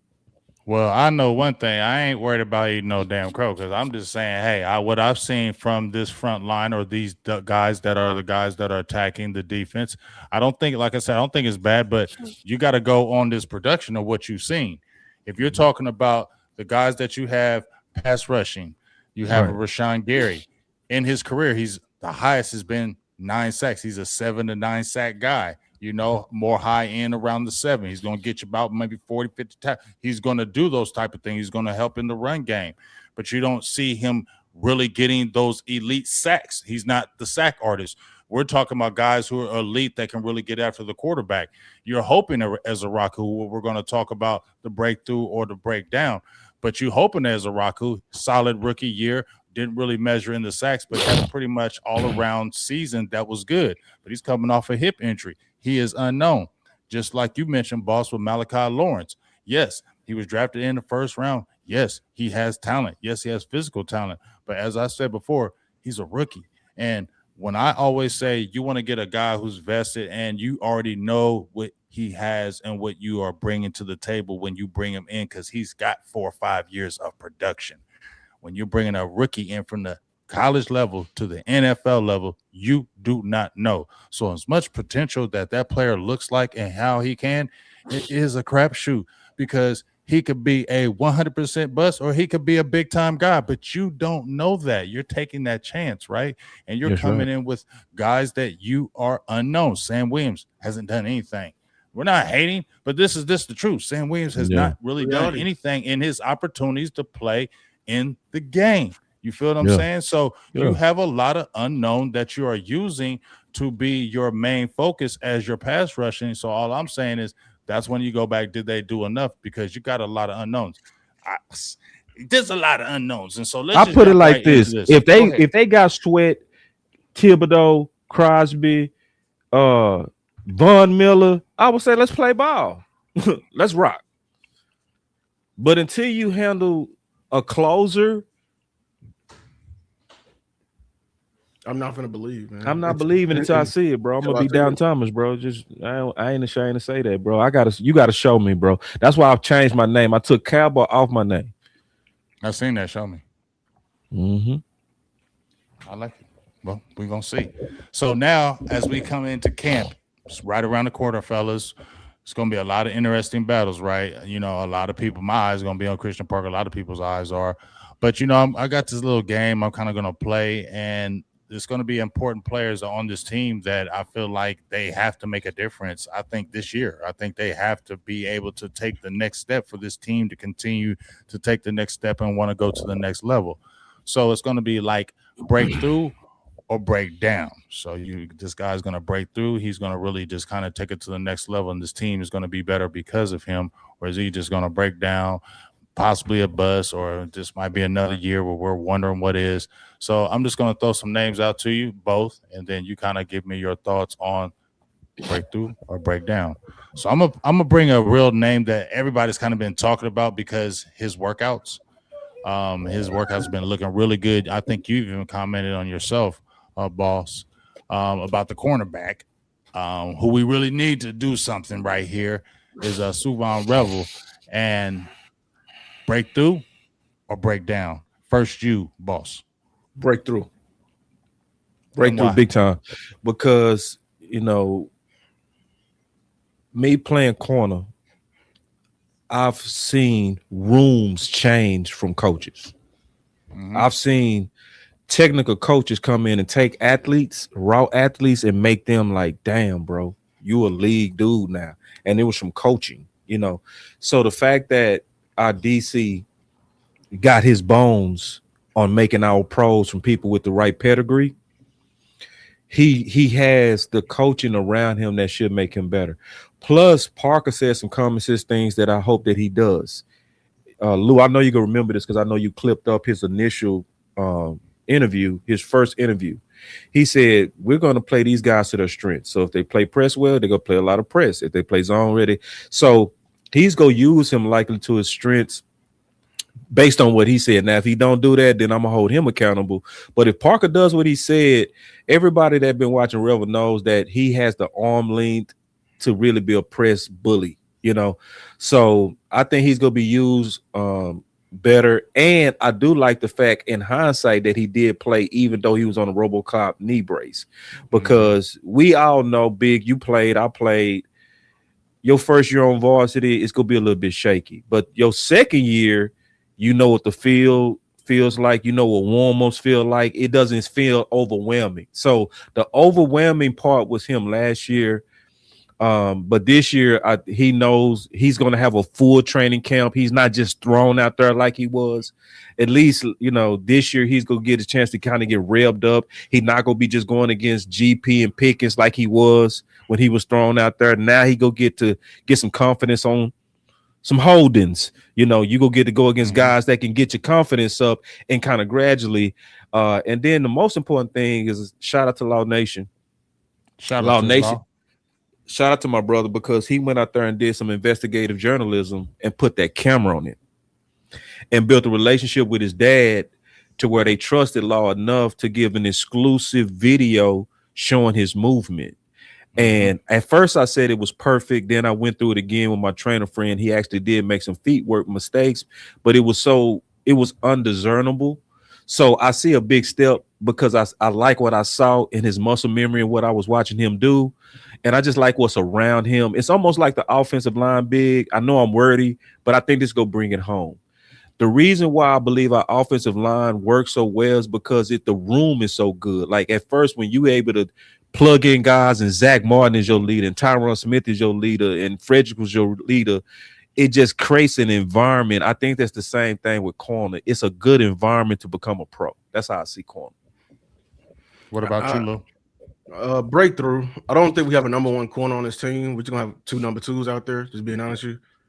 Good corners. Yeah. Larry Brown, Kevin Smith. You know what I'm saying? You know, they're gonna still be, they got some intangibles, but you know, it's gonna be, you know, versus some certain receivers. I'm gonna be right. But I will say it's borderline for me, even though I like them coming out. This is probably his best test to prove that he's a pro level corner.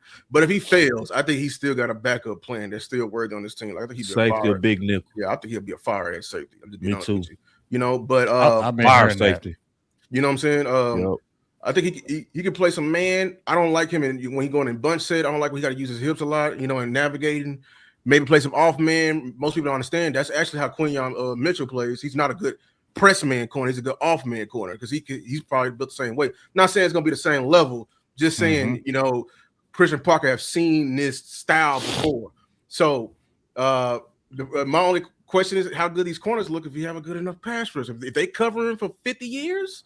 They're gonna look bad. I'll tell you that right now. No matter how you know, just being honest with you. So, but in terms of like getting we got too much in that. You know, we got Ron Smith, we got Derek Ansley. I forgot the assistant name, and you got Parker in there. It's just too many hands in that DB room for me. And this is the prize position. This is probably the reason why you got hired. Yeah, I see a high trajectory for him. Well, I'm both excited to hear about that because, you know, I like Revel, like you just said, he's that big corner. I've been hearing a lot about safety, and I've been looking more and more at him, and you can see where that can be a great transition for him, especially with his size, his tackling ability, his physicality, and his speed. And then he can have everything in front of him, and just like you said, doesn't have to use the hips as much, and he can be more fluid and coming down and straight at you and have to always, you know, kind of running always backwards. So I like that, and hopefully he's got to, because if he don't take the next step, it's going to be a bad thing for the secondary. And I'm going to add another player who I'm not down on, but I just feel like this is what the reality. I've already talked about Boss from this a while back, and even though he's been with the team, this still to me is break out or break down, and this is Deron Bland. You just mentioned all the new things that have come into his kind of blessing. Better coaching, in my opinion. You got a kind of guy who that's what he does, the cornerbacks. We've seen 2 years of, injuries, falling off. Can he come back and be a breakthrough player? Just signed a big deal, a lot of pressure on him. Or will he just break down and eventually we'll not see a Deron Bland too much longer with the Dallas Cowboys? And for all the fans out there and the folks in the chat, I'm not trying to push him off the roster. I'm just talking about reality of situations. I think he's a breakdown. Sure. I think his body gonna fail him. You know, it's not maybe not his ability anymore. I just don't trust his body anymore. You know, and sometimes it runs a course. And them lower extremities injuries. You know, that's what Prime had to deal with all them years. And look, you know, post football, look at him now. But I think it's hitting Bland a lot sooner. And he at his healthiest, he still wasn't a for sure corner. Like, this is why when people want to bash Micah, like the amount of people he made look good, Bland was one of them. You know what I'm saying? He really made Bland look good. The amount of confidence you can play in, you can literally, play out of phase. You know what I'm saying? You can bait a lot. You can bait a lot more. You can be a little bit lazy on your technique because you got a for sure guy that's going to get there in 2 seconds. You can play a lot differently. So with Bland, and if you look at it, I think this is the one thing Christian Parker can't save from his room. Like, once them guys hit the point where they, as Henny and Landlord said, they woke up sorry, they get ushered out the room. My biggest one, y'all remember Darius Slay? With the Eagles lasted a lot longer, had a graceful exit. James Bradbury, who got paid all that money, but they had to sit him in that Super Bowl year, remember? Because he woke up sorry, had the graceful exit out. So I don't think, as much as Christian Parker is as a teacher, I don't think he got some Deion level remedies to help this guy extend his life. I'm just being honest with you. Sadly, I agree. Breakdown. I see breakdown too. Big, would you trust a quarterback with shoulder issues?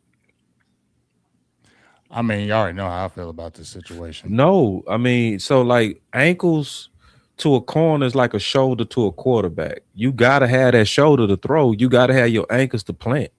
So, and then what I don't like about Bland is, first of all, I want to say this. I've always loved Bland's heart, his Mm-hmm. professionalism, Mm-hmm. his knack for the big moments.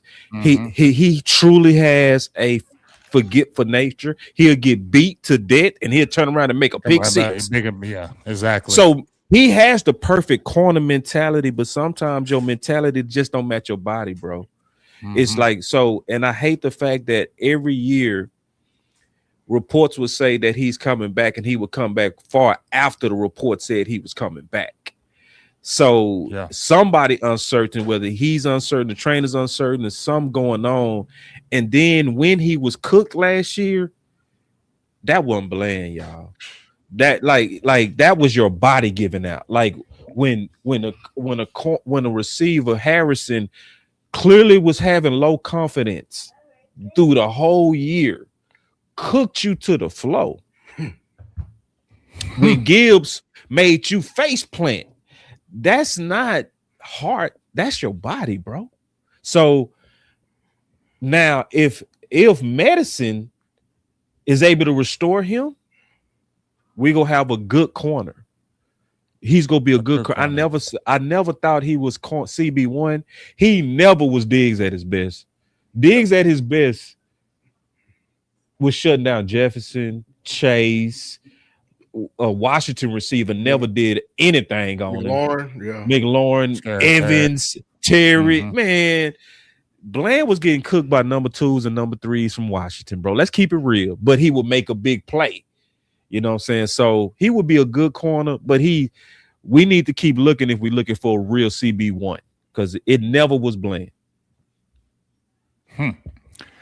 Yeah, I mean, like I said, I already have my thoughts about Bland. I want to believe, but even if he were to be healthy, I feel like he'll just be good, and I don't know if that's going to be good enough for the team, but we'll see. And I hope the best for Bland. Now, here's another player who's on the defense. He's the second-year player. You mentioned him, boss, and I want to really pick your brain on this because you mentioned I said Donovan Ezaraku. So here's my thing. You remember when we had the draft? We had the draft show, and I told y'all when they picked Ezra, I was like, man, what the hell? Remember y'all when I was like, what the hell? And I didn't really pay no attention. I went and studied the tape, and I'm like, okay, hold up. And I remember y'all was excited too, right? We was all kind of excited about it. We just loved that pick. I loved the pick, bro. We was excited about Ezra. And I don't think, like I said, when you watch him, I don't think he had a bad year. But I want to ask you this because I don't want to feel this way about Ezra. I feel like you'd be good. But I don't know if you're going to be, remember the ballyhoo. This is going to be the guy. He's going to be the guy that's going to replace the Michael. He's going to be the next guy that's going to, I'm not feeling that. Not saying you're not going to be good, but I'm not feeling that next level player. Am I wrong in feeling that? Was it the system and Eberflus that held him back? Now you got maybe a different guy with freedom. Y'all talk to me on this Ezaraku thing. You know, talk to me about his positive. Talk to me about Ezaraku and how you feel, because a lot of people are saying, not a lot of people are saying there's question marks with him, dog, and that's just reality. It is. It's nothing wrong with admitting that there are question marks. Now you asked the question, what's his scheme? I think a lot of us would say White Cotton probably messed him up. Because what happened to your bag, bro? We saw a clear bag, bro. You had a clear, you became a bull rusher, and a lot of us started noticing that early with the edges. It's like all of them just got one thing, a bull rush. It looks systematic. It's like, and plus you was hearing a lot of praise on his bag in training camp, and then he came and had no bag. It's like, bro, like how you go from a dope bag that had you with 16 sacks, and you can see a lot of stuff he was doing in college, man, that he just didn't do.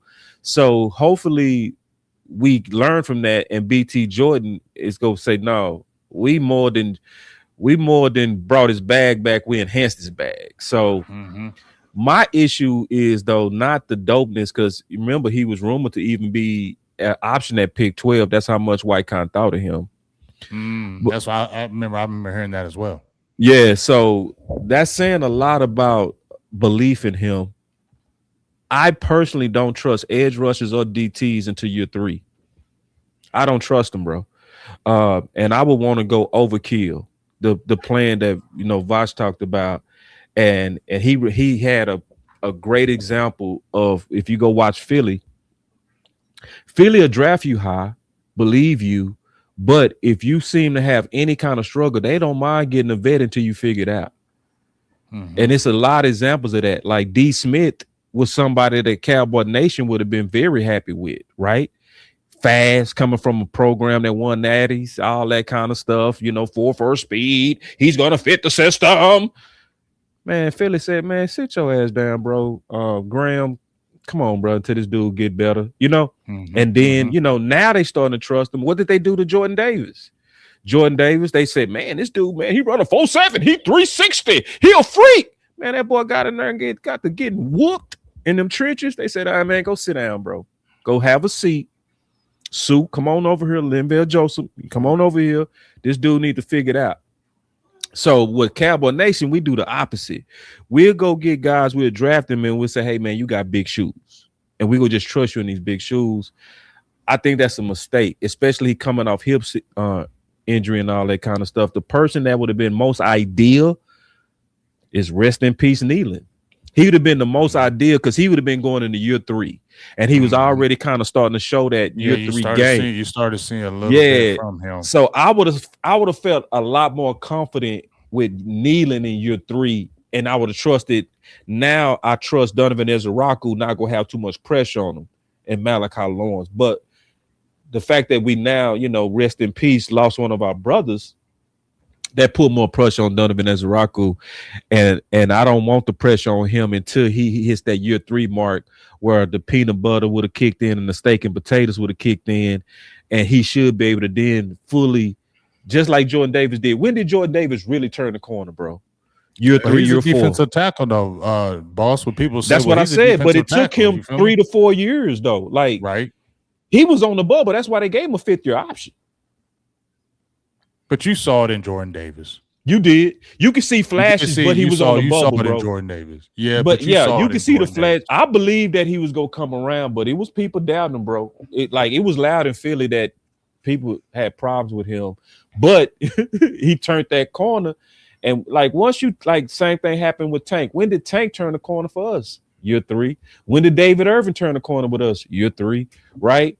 Micah was the only person that was day 1. That just don't happen. So, yeah, I'm a little bit torn. Be honest with you. I think he's gonna have a way better year this year because different coaching, naturally, probably playing a little bit more free. I am worried about the hip injury a little bit. I do want to hinder people when people say because I think it was a scheme. They was coming out bull rushing and everything like that. But when I look on the other side, James Houston and Clowney didn't have no problems rushing within that scheme. That's true. And remember, I was low. I was low. Houston nice in that spread and that spare duty. Houston nice with it. Well, he'll dip on a tackle now. And remember, I was low on Ezeraku, and I said we needed to give him the least amount of reps out of every edge coming into the season. I said that, but we're going in versus Philly. Then with them tackles, they're gonna whoop Ezeraku ass. And everybody was like, Lou, chill out. You need to get the reps. When we gave Micah the reps, he ain't Micah. So no, he not Micah. So you should have never gave him the reps. He was out there struggling with 5th-string tackles. And people didn't want to, highlight that. So Ezeraku, as far as being something we need, no, I don't believe that. I don't. I think I'll see about 6 sacks from him. Yeah, 6. I see 6. Yep. That'd be a good year too.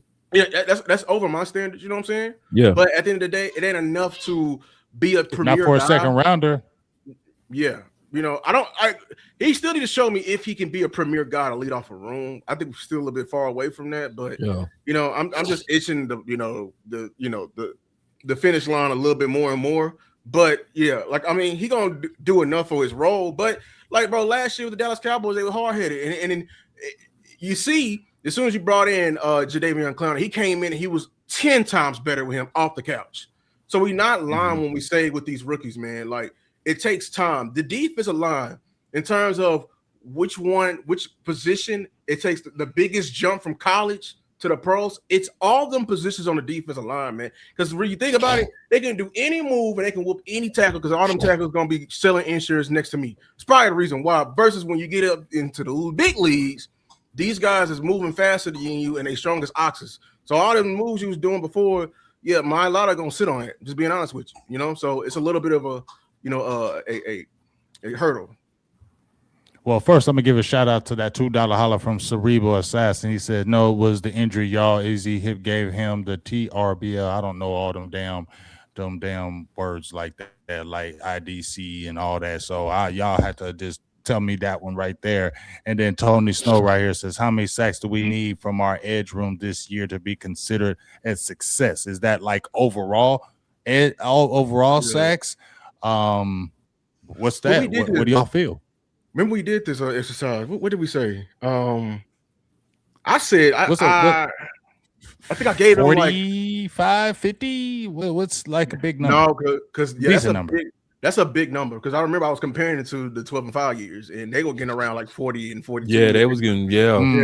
That's why I was like, ooh, 35. It's, you know, they was like, ooh, 35, and I'm like, well, yeah, and that. If you take Micah 35 out of them, sounds 35. Like, you know what I'm saying? Like, I don't think they're gonna be close to them years of 12 and 5. So just being frank with you. Like, you ain't got that graphic though, Bo? I think I got it, bro. Hold on, let me see if I got it. I'm gonna be honest. I want to show that graphic because that was no, they hate me because if you take Micah off them 12 and 5 teams, bro, that edge room is a little bit more dangerous than we got right now. Being frank with you. In terms of pass rush.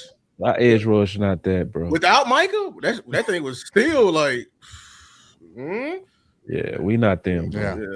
We far from them. Well, we got a few more coming up here. You know, I ain't gonna hold y'all too much longer. I really appreciate y'all jumping on here, man. Y'all gave that knowledge, and like I love how y'all just break down the game because y'all former football players on that college level. You know, y'all really did that. So when y'all really get to speaking on certain positions, like I said, I really like listening to what you're talking about.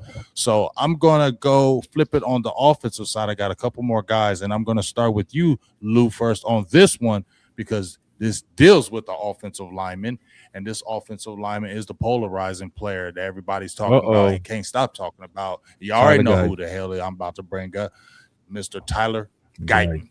Year 3. Everybody's talking about him. Because it's kind of like to me now or never. You know, I know it was thrown in the fire wrong. I feel you was on the right side. You played defense the whole time in high school. You was a defensive tackle. You played you athletic like a tight end. I get how you got smacked around that first year. I get that. 14 penalties, dropped him down to 7. But the things that, like I talked to Tuck and the other guys that kind of just worrying me, Lou, you're the offensive lineman, so that's why I got to speak to you first. Like, I see ability, but hell, how do I know about the great ability? But you got the long arms, you're athletic, you're tall, you're big, you can do those things. But I keep on feeling like what's going on with the mental. I'm not saying you're not smart or anything, but you get the holding penalties. Time again, you're getting beat off the line of scrimmage, you're late. Time and time again, you have false starts. Those are mental issues with me. What is going on with Tyler Guyton? I know it's effort. He practices hard, he plays hard, so I know it's not effort, and you be having injury bugs, and it seems like when you get injured, play goes down. You talk to me, Lou. Am I seeing things? What's going on? Talk to me about Tyler Guyton. Is he breakout or is he break down? I'm gonna start by saying y'all worry is definitely warranted. I mean, this position is too important to not worry. And then I will say the Dallas Cowboys have completely. This is probably the position I very much so very disappointed on how they handled this.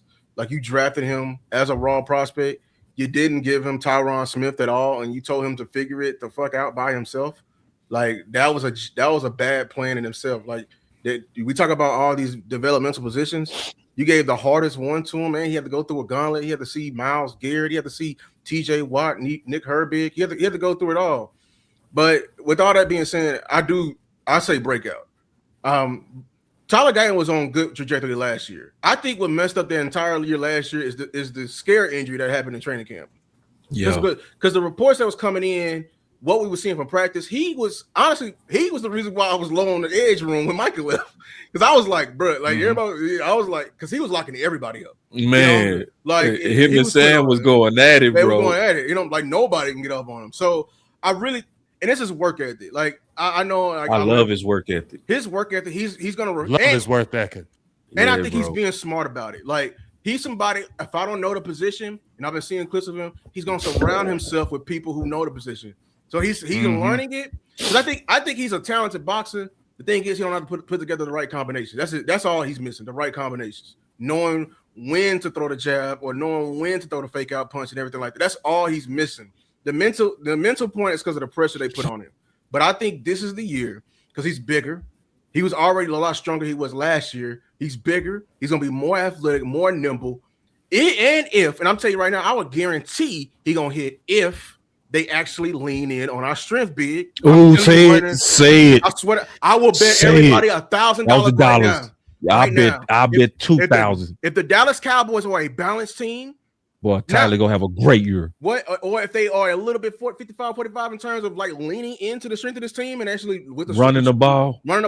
Not only I think he's gonna hit, he's gonna be a home run. Super. And I don't think you won't even see a bad steal because they are two completely different players. But the problem is, go in, you pass the ball 50 times. You on your heels. Well, you're gonna see some bad Nate. Nate is the second time being out there. He going against Aiden Hutchinson. He bound to give up 2.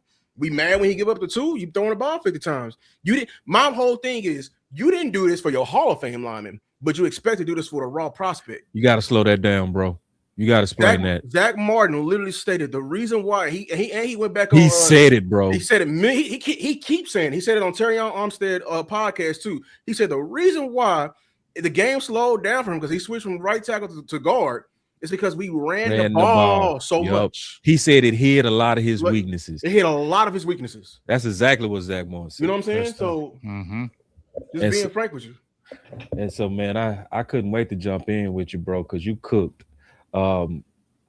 Just to try to add to some of what he said, big. When it comes to Tyler Guyton, I think a lot of it is very mental with him. And I had a solution for Pickens when he went crazy game 1. I don't know if you remember, big, but game 1, Pickens was acting a plumb fool.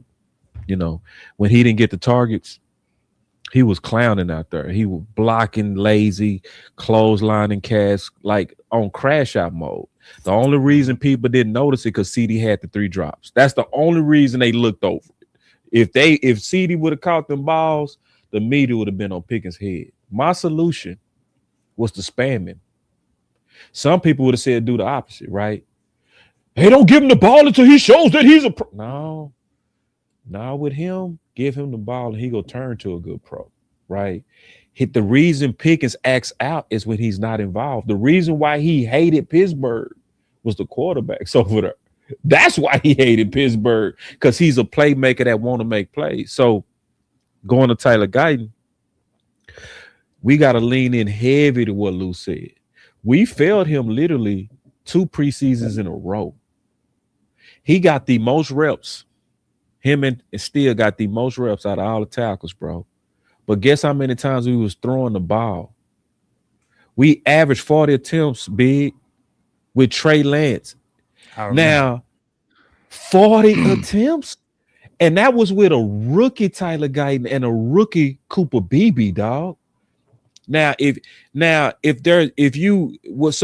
we have been trying to see Trey Lance, or should we have been trying to get them dudes comfortable? Like, if you're trying to get them comfortable, let them do what they do best. Lean on people, bully people. That's go get your confidence going. Don't make them have to go against guys and dance, because now you got big guys doing what they're not comfortable with doing. All fat guys just want to lay on the girl, brother. That's all we want to do. That's all the fat boys want to do. They don't want to dance, bro. Cause see, that's me and your world, big. See, when we start dancing, see, me and you, we slim players, man. We can move them hips. Lou, he gonna struggle with them hips, bro. he gonna struggle with them. He gonna struggle with that boy gonna struggle with them hips, bro. Me and big, we gonna be straight, bro. We gonna be 2-stepping out there. So like they failed him, bro. Like I really mean that. Their preparation failed him, and I think he got hit with some stuff that wasn't lucky, like the injury, where he could have been out for the season. He played through it. People got to realize that he did play through it, so he wasn't himself 100%. And I do think it affected his confidence. So I think this year he could be massive, bro. Massive. And I do like what they're doing big. This is what I like. They're leading their campaigns saying it's going through the offensive line. That Tyler wasn't just humor, dog. That was a message. That was a whole message. I loved it too. They were saying, bro, this team finna go as these boys go. We invested into these dudes, Tyler Smith, Tyler Guyton, and Tyler Booker. We finna go as they go. And I'm seeing more and more campaigns saying we leaning on the guys that we drafted. That means they betting on this upside too. To me, they treat them like they did Troy. Because me and you lived it, bro. We both wanted Berline. True or false? We wanted Berline over Aikman, right. But Jerry said, "No, that's the guy we invested in." No, I ain't want no Berline over no Aikman. I did. You didn't want him. Wait, you didn't want him on that run. He was good, but I didn't want him over no. Wait, big. Go back to the time when we made that run and we won 8 games with Berline. I like Berline, but hell, I remember, but nope. Man, you big. You ain't keeping it real, bro. Because Aikman was boo before he became a champion. He was tripping, bro. But you saw it though. You I ain't see nothing. I saw that it was Berline. Bro, come on, bro. Berline, I stand by myself on this with Berline. You stand by yourself because I like Berline. Berline won't take us nowhere. I say this too big, and I mean this, bro. I think quarterback was super overrated to that team, bro. Because everybody that played quarterback won. Listen, quarterback back then was overrated, period. Now, that's a whole conversation for something else because I done already talked about, y'all know I'd be critical of Dak, but if you put Dak's numbers against some of them all-time greats, they're in the Hall of Fame right now, he had Hall of Fame numbers. He just got to win championship.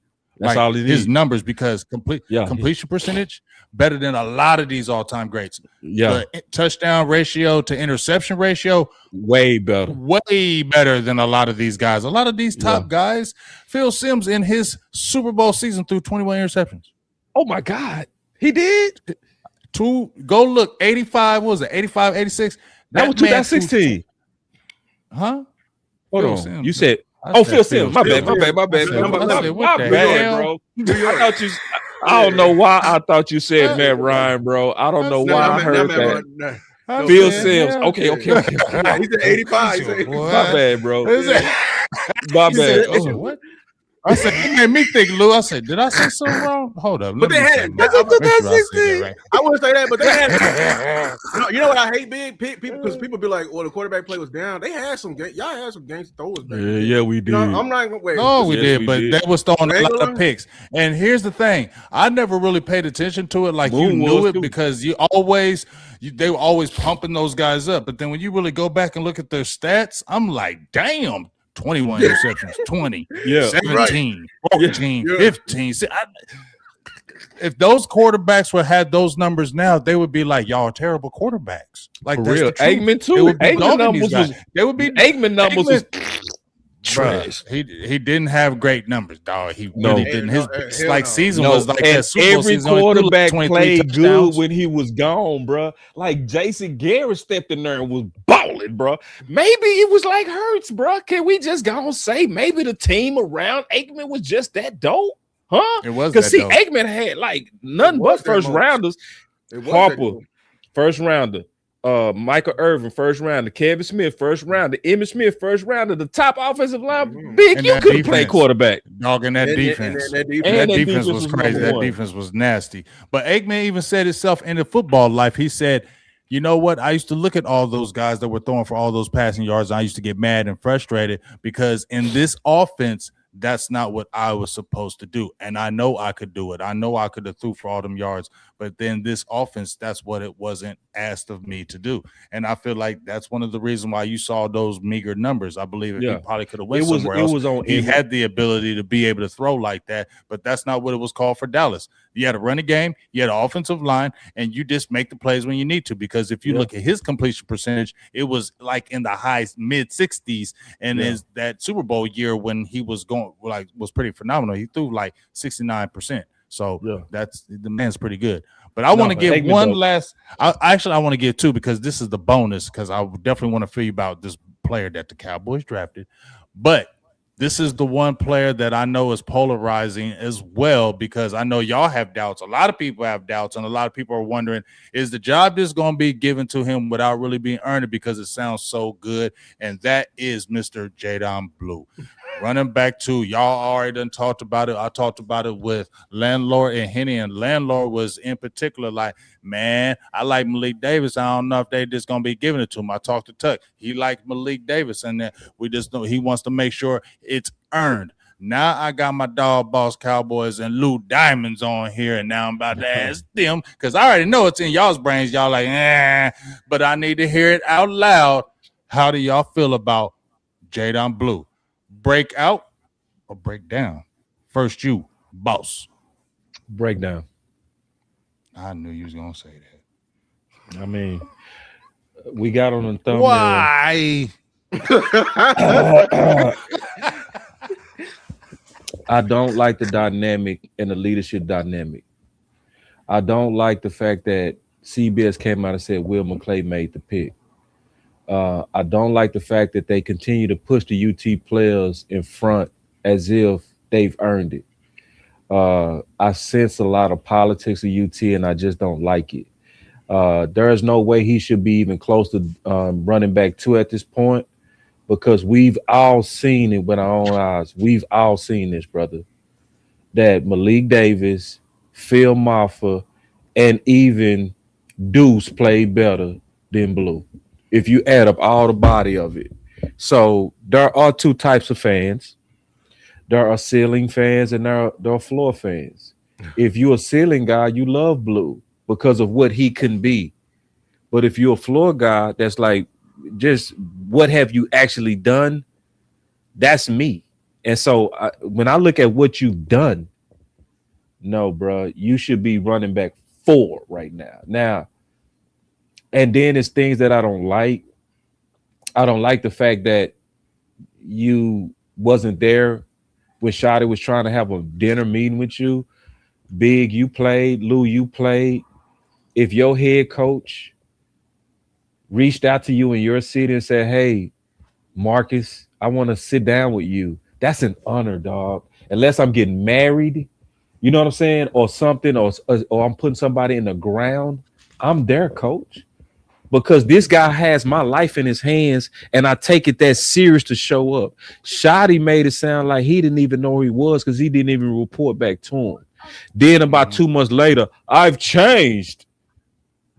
It's like, no, just 2 months ago, you stood up my coach. You got to show me, dog. So I think the environment is too entitled for him. And I think I'm being honest. I think Shotty doing one of those blink twice if you under some bullshit, like for real, like because Shotty is doing everything he can to throw him under the bus, like everything he can to say this dude is not a pro. Man, that's a whole lot of bling you got on. Like you highlight his mistakes, bro. You to me, you clearly trying to distance yourself from that. Like I don't want this dude. I don't want him now. Do I want him to actually be mature and reach his ceiling? Yes, because it would help the Cowboys. But I don't like the dynamic of my boss picking you for me. I don't like it. And I think that causes division. And I also know this because I've done too much research on this with Lou. You go take my point. Yo, I got to. Shotty had a consistent 37-year history of style. Yes. When you add him and his dad, 37 years consistently of big backs, bro. Not just one, multiple, bro. 1 and 2 was always physical. If you really believe that Shotty waited to year 38 to break that, now Blue should be only at this point replacing CeeDee Lamb and Turpin in the backfield. That's it. The gadget plays that they was getting should go to Blue, but the real horse load and the workload should go for Maffa and Weems and Malik Davis. No Malik Davis? And Malik Davis. Okay. Damn. But Mafia and Blue first. Now Mafia and Williams first because those are Shotty's style. He want that physical style. And Big, you know that we looked at Seattle, bro. What's Seattle? When Shotty was over there, did they have some finesse over there, bro? They had no name big back. I feel like you need that though, dog. I feel what you're saying about Phil Mafia, but you know that's the same type of back. Like I need some little bit of explosion. I know what you're saying about Blue. I get it. Like I feel like there is entitlement. I feel like they are pushing him to be it. Like, oh yeah, he's doing a lot better because you can't come back year 2 and say he negative. He doing it again. He acting up again. He tripping again. You can't come back in year 2. You got to spend positivity on this for everybody to kind of feel better about this. Don't you feel like that has to be said right now? But we all got to see it. I don't think none of us are really sitting. Well, some of them us are, but I guess I'm a floor guy on this. I was liking him, and y'all was like, especially Lou. Lou was like, hell no. And I'm like, damn, let me check myself again. Because Lou was like, hell no. No, Big. He was like, no, Big. Damn, Blue. I'm like, man, damn. Can I be happy about something to speed here? Please? No, because Big, because you know, I'm gonna do just like you. You gonna feel me? You do just the same thing if we get somebody from Ohio State. You didn't see them grow up. You didn't see them for 5 years. I'm gonna say it right now. I do not want him in that running back room. I'm gonna be honest with you. Y'all can say I'm Big. I've been watching the Texas Longhorns all my life. I know. That's why I'm not saying that because Lou is the Texas guy. And we're running back. Texas guy, so he know. And Big, both running backs were hurt that season. Both of them were hurt, and he was still the spiel guy. That's why I don't want to listen to you, Lou, because you just because I'm you. I'm holding up the mirror. That's what it is. I'm holding up the mirror. Exactly. I'm holding up the mirror. I know. Because Big wouldn't let us say nothing about Ohio State, bro. If we try, man, we can't never talk about Montana and Ohio. Man, they always gonna have something to say, bro. But I'm gonna keep it real though. You feel me? Like if it's not the guy, I'm like with Sonny Styles. Like I've been around Sonny like since he was young because I played with, like I said, I used to play with his dad, like in high school, basketball, things of that nature. And him and his brother was always around my youth football coach who brought me up. They're always around him, so they're always helping the kids in the summertime and things of that nature. So I really got to see him. So I saw him in high school play. I saw him in college. And I said, I think he's going to be good. But when everybody's like, Sonny Styles gonna come in and do that, I see it either. I see me and you big, me too big, and see people start tripping on. Remember they were tripping on brothers. Oh, you got to shake a round grade on him. I'm like, bro, I'm gonna give you olive branch. I'm gonna give you olive branch, Big. If this was McCarthy's system, use Blue because it's meant for them. We spreading teams out. We running zone. We're gonna give them a lane. We're gonna be, we're gonna be spread. We're gonna play the numbers game and everything like that. I love this. It, ain't that. This is a power downhill. Hit you in your mouth. If y'all haven't got it before, that ain't Blue. I think it's mighty funny. This Cowboy Nation is just ignoring what Shotty wants from his running back. For real, he wants hitting physical, yardage. Bro. He wants hitting yardage, bro. That's what he wants. He wants people that move the pile, bro. He needs it. He low key, man. Zeke needed Shotty, bro. That would have been perfect. It would have been perfect, but so the reason why I'm just pro giving y'all want to know what I'm pro giving my coaches their what they want vision. Yeah, I want to see their vision. I want to see your vision. If you are against their vision, I'm against you. Just being frank with you. Yeah, it's not preference. It's Boss did all that. That pisses me off because I watched him at Texas. You came here and you thought you weren't going to play no special teams when you was wearing the horns and you were playing special team. The audacity. I'm gonna leave that alone. But we're gonna stay. Don't stay there. No, I'm gonna come back to that. But I want to get back to the football part because the reason why I don't want to be playing Blue because Shotty, he revealed it. He said, I don't want to have players out there that I can't be versatile with. If you're gonna go out there and I can't call a pass block and play because you got questions and the defense like we playing chess, man. Like everybody I have out there, I want it to be a threat that I'm gonna do something else. Just being frank. So when everyone brings up this plan of hitting them with the lightning, but that ain't Shotty what Shotty want to do. He want versatility from his He back. don't want to give up his hand with the back out there. He did, and here's the thing, Big. He's not against speed. You know how I know? You know how I know he didn't get speed? Look at the history. Look at his father's history. The best back they ever had was some speed guy in LaDainian Tomlinson. You know what I'm saying? And he said that about Blue in his he said that's his route to the field. That LaDainian Tomlinson type of field. But you gotta come in 10 pounds heavier to convince me. Because you got to be big enough to not be getting shoestring tackle going in the B gap, man. Right. I'm gonna be frank with you, bro. Yeah. And then we can use some of your auxiliary stuff. But like they have been before, but I'm not gonna sacrifice what I'm trying to do on offense just to have you on the field because you fast. And I'm gonna be honest with you. You're not even that fast. I'm really ready. Really not. He's not that fast. Just being honest with you. His game speed is not. His game speed is not 4.3.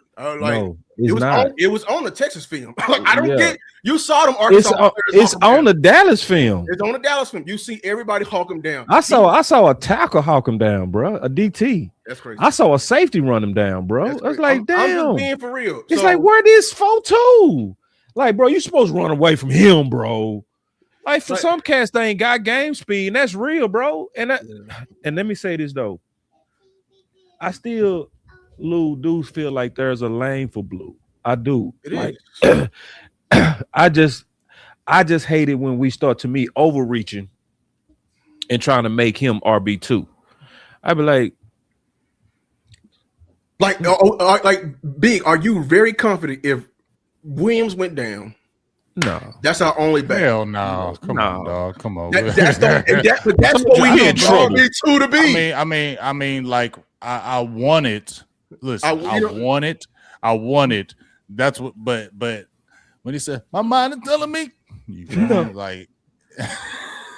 I know we starving for speed, but we can find a big back with speed. Come on. Yeah, it's a lot of big backs that got speed, bro. Yeah, man, you can get a big back with speed, man. Chubb had speed last year, and he was old. I mean, Braylon Allen is always available, but yeah, man. So now, I'm gonna take it a step further, bro. Blue is in the way of greatness. Oh, I said it. Yeah, I said it. I ain't gonna hold back, man. Blue is in the way of greatness, bro. Ain't no way shot it through all them bodies at receiver and don't want to throw an extra piece of chicken at the running back room, bro. Receivers, bro. We got 18 receivers up in here, bro. And you telling me, man, this is exactly what Voss talked about, where we be sitting up here talking about, man, somebody got to just step up. Now, what you're supposed to do is load that running back room up with competition, bro, and make them dudes fight for their life, bro. If you really want to know what made Florida no dope, it was Pickens being in this, you know what I'm saying? Because he was like, bro, I gotta play or die.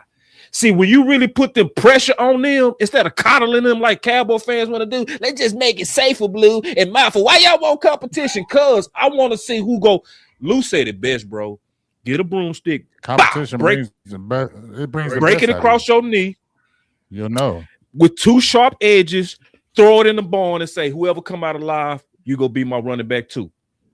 That's the way to go about it. Lou is right. You're supposed to load up with competition and say, be better than Chubb, be better than Zamir White. Right now, Blue, if you that dude, because guess what? Did we protect Bland Big? Did we protect him from Jordan Lewis? No. We said you're a rookie, but nigga, you're a rookie, but we don't care.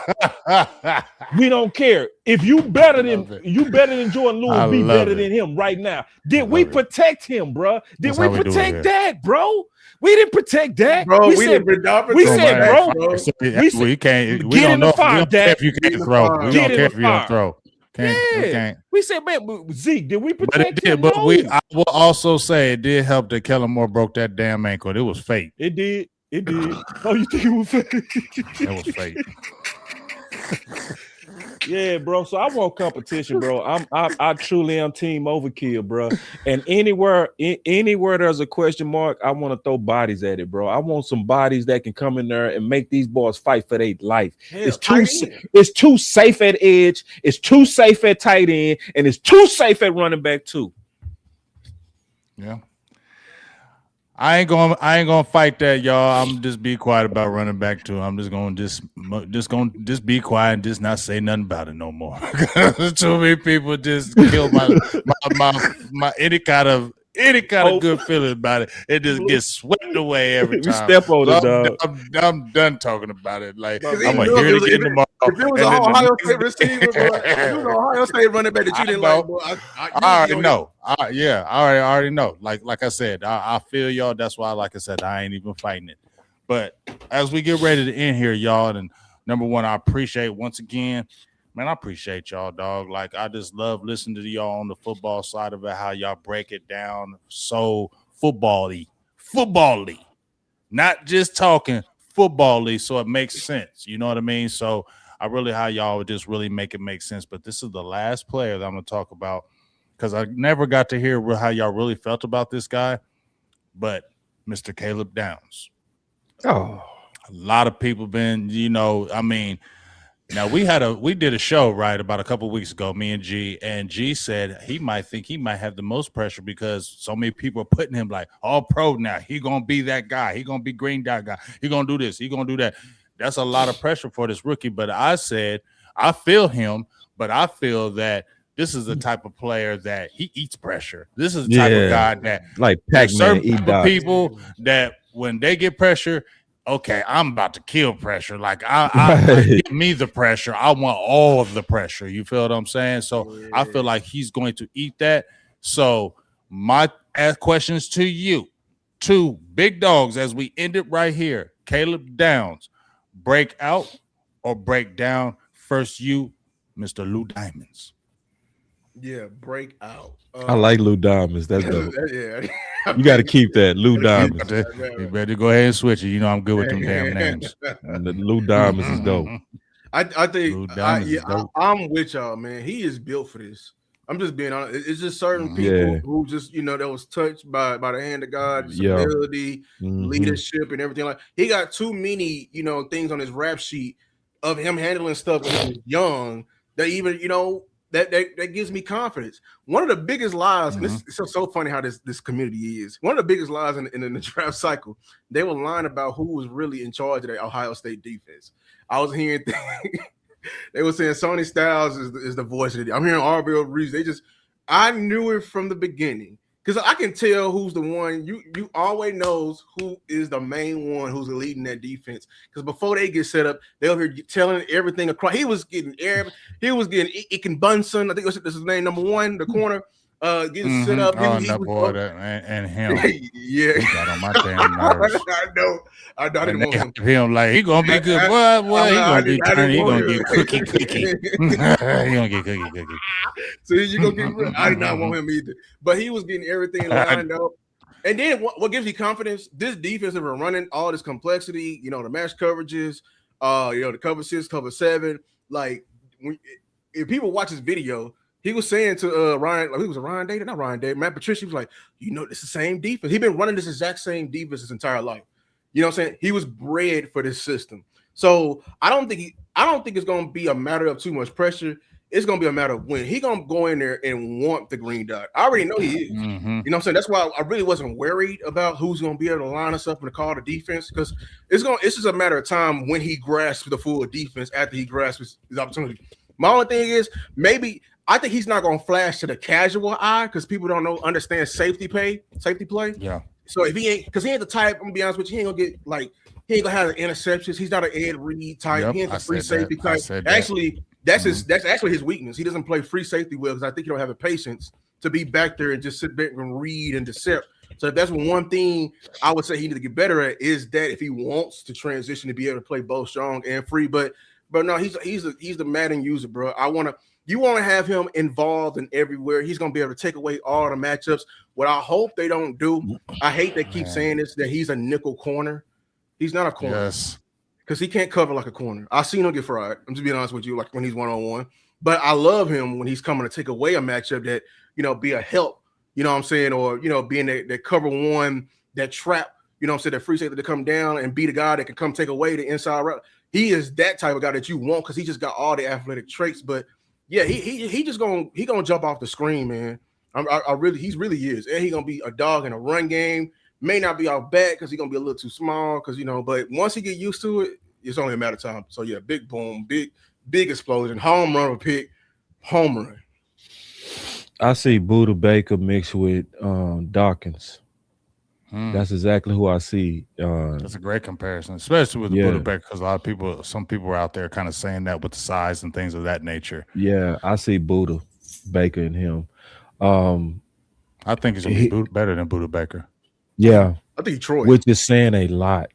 I think Boy. Troy. I see Troy in him, but we're gonna let it play out. And I feel you on that Troy too. And this is where I can feel you on that Troy is because of the instincts. Yeah. And he's ahead of the plays because of his IQ. I played with players that were slow, but their IQ made them ahead of plays. He's actually a great athlete and ahead of plays. So he's somebody that I love. He's pedigreed. That's the thing I love is when you coming from genes that been there, done that as well. You it means a lot when your dad can kind of guide you through your first practices, your first tour days, your first training camps, and how to handle the number 2 debate versus the number 13, how to handle it professionally. We got us a solid pro, and I'm gonna just be honest, man. I never really did a video that I wanted to do. It showed a dream marriage between Parker and Downs. If you go look at the first interview that Christian Parker said and every attribute he said about Downs, I mean, nickel pointed straight to Downs, bro. Everything that he said, bro, the nickel need to be your best player, the guy that's your first round draft pick. Yes. Like everything he said, bro. And I never stopped and broke down how everything he said perfectly pointed to Downs. Tackle like a linebacker, brush like an edge. Literally everything. Man. And because we focus on big as you do too. We focus on like what's in the way. Like that was so much a home run. I'm like, I ain't worried about that, but it's good to go back and say, bro, let's talk about how this is a sick home run. Like on your board, big, on Lou's board, on my board, on Foot's board, on Vach's board, on Brian Bottis's board, on everybody's board. He was top 2. Overall, he was my 2 overall, and on your board. So like, bro, we got that at 12. Yeah.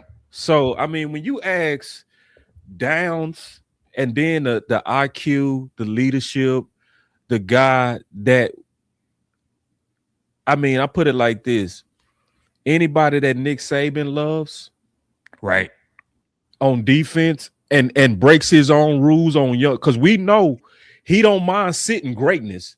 You'll be great, but you'll be a freshman. Nah, when he was like, I gotta break my own rule for this dude. So, and we already got the other one. He broke a rule with, being honest with you, on our team. That's how we know he's gonna be dope.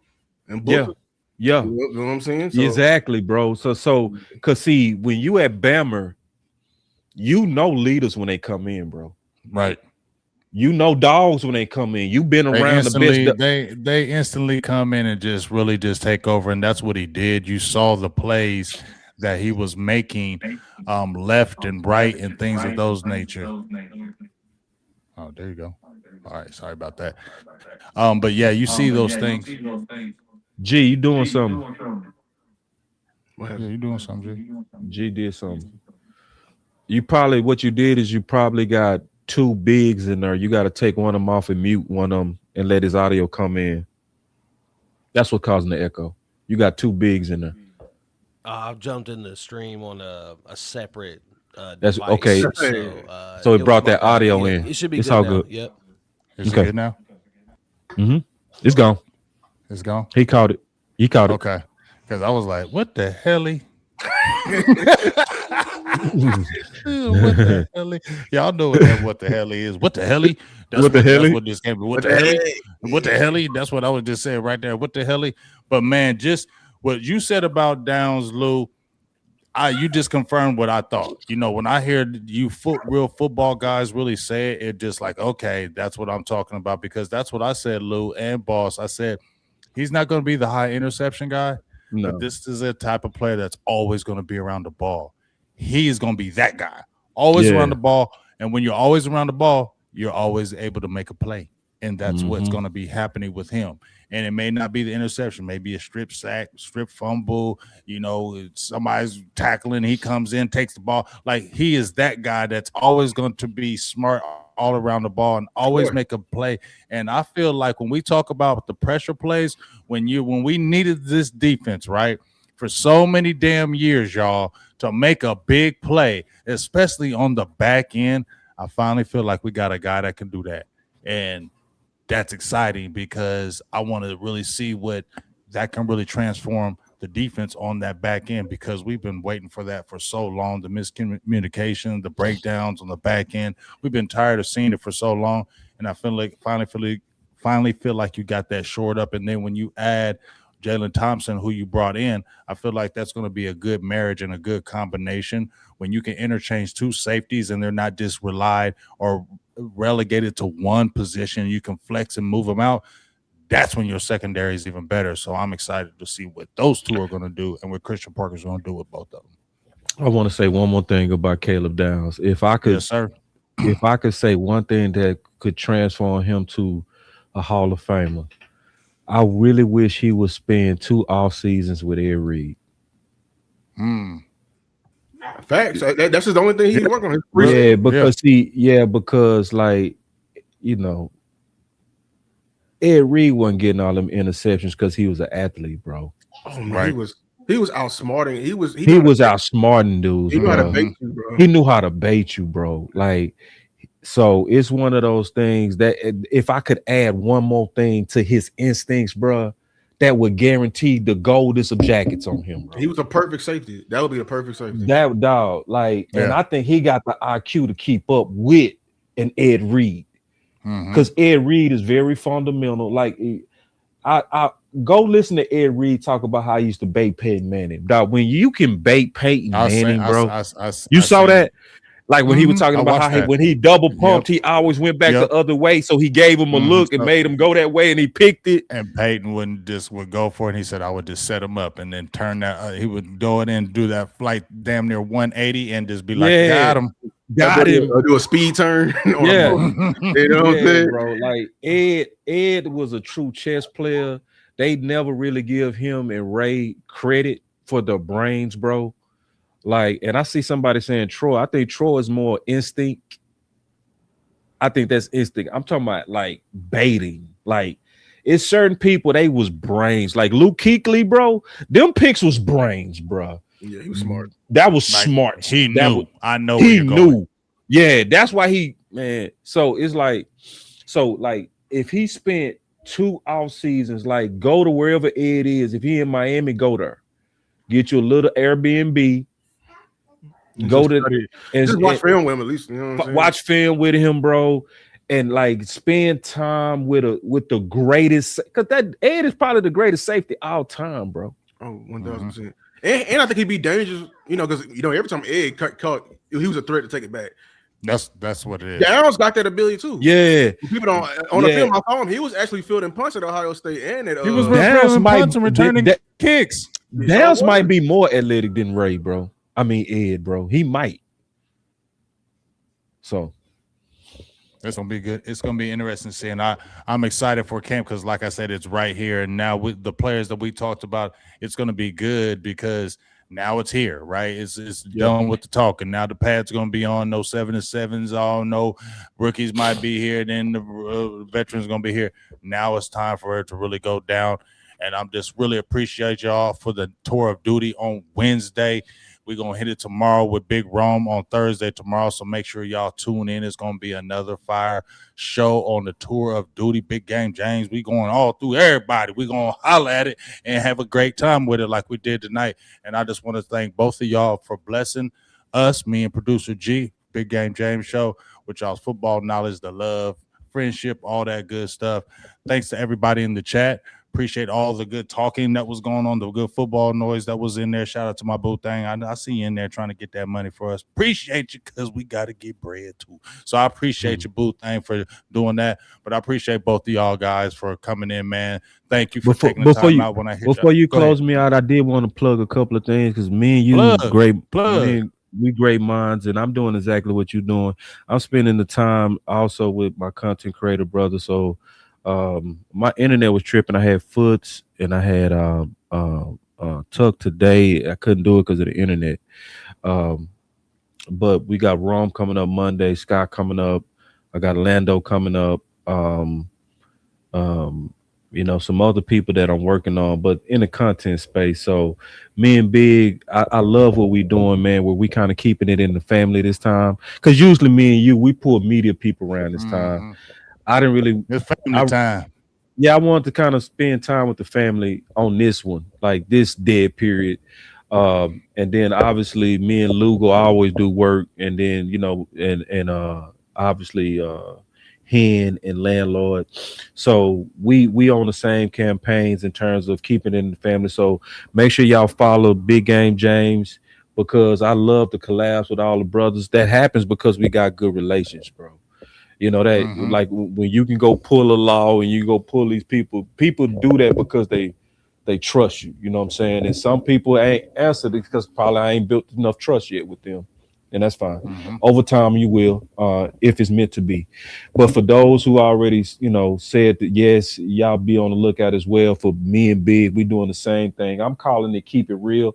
So everybody that I do this with, I'm calling it to keep it real. And like we did today, we kept it straight real. As me and Big or I was doing, my last thing I want to say is this. The final word will be back. We'll be back for the season. For sure. It's it's gonna be better, it's gonna be doper than ever. I don't know if it's gonna be weekly. That's a big commitment, and I know we all got a lot going, but you go see the final word. It's gonna be back and it's gonna be dope. I just want to put that out there right now that the final word has not died. It's better than ever, and it's gonna be back and better than ever. So I just want to put that out there. Me and Big been talking about it. Me and Law been talking about it, and the OC we've been talking about it. So, but we want to make sure we bring it back right and doper than ever, and it will be. I promise you that. For sure. For sure. Well, hey, it's time to go to bed out here. So, man, with that being said, Big Game James, my dog Lou Diamonds, boss, show me Cowboys, producer G, you know what he did. We'll be talking to you soon tomorrow on that tour of duty. Peace.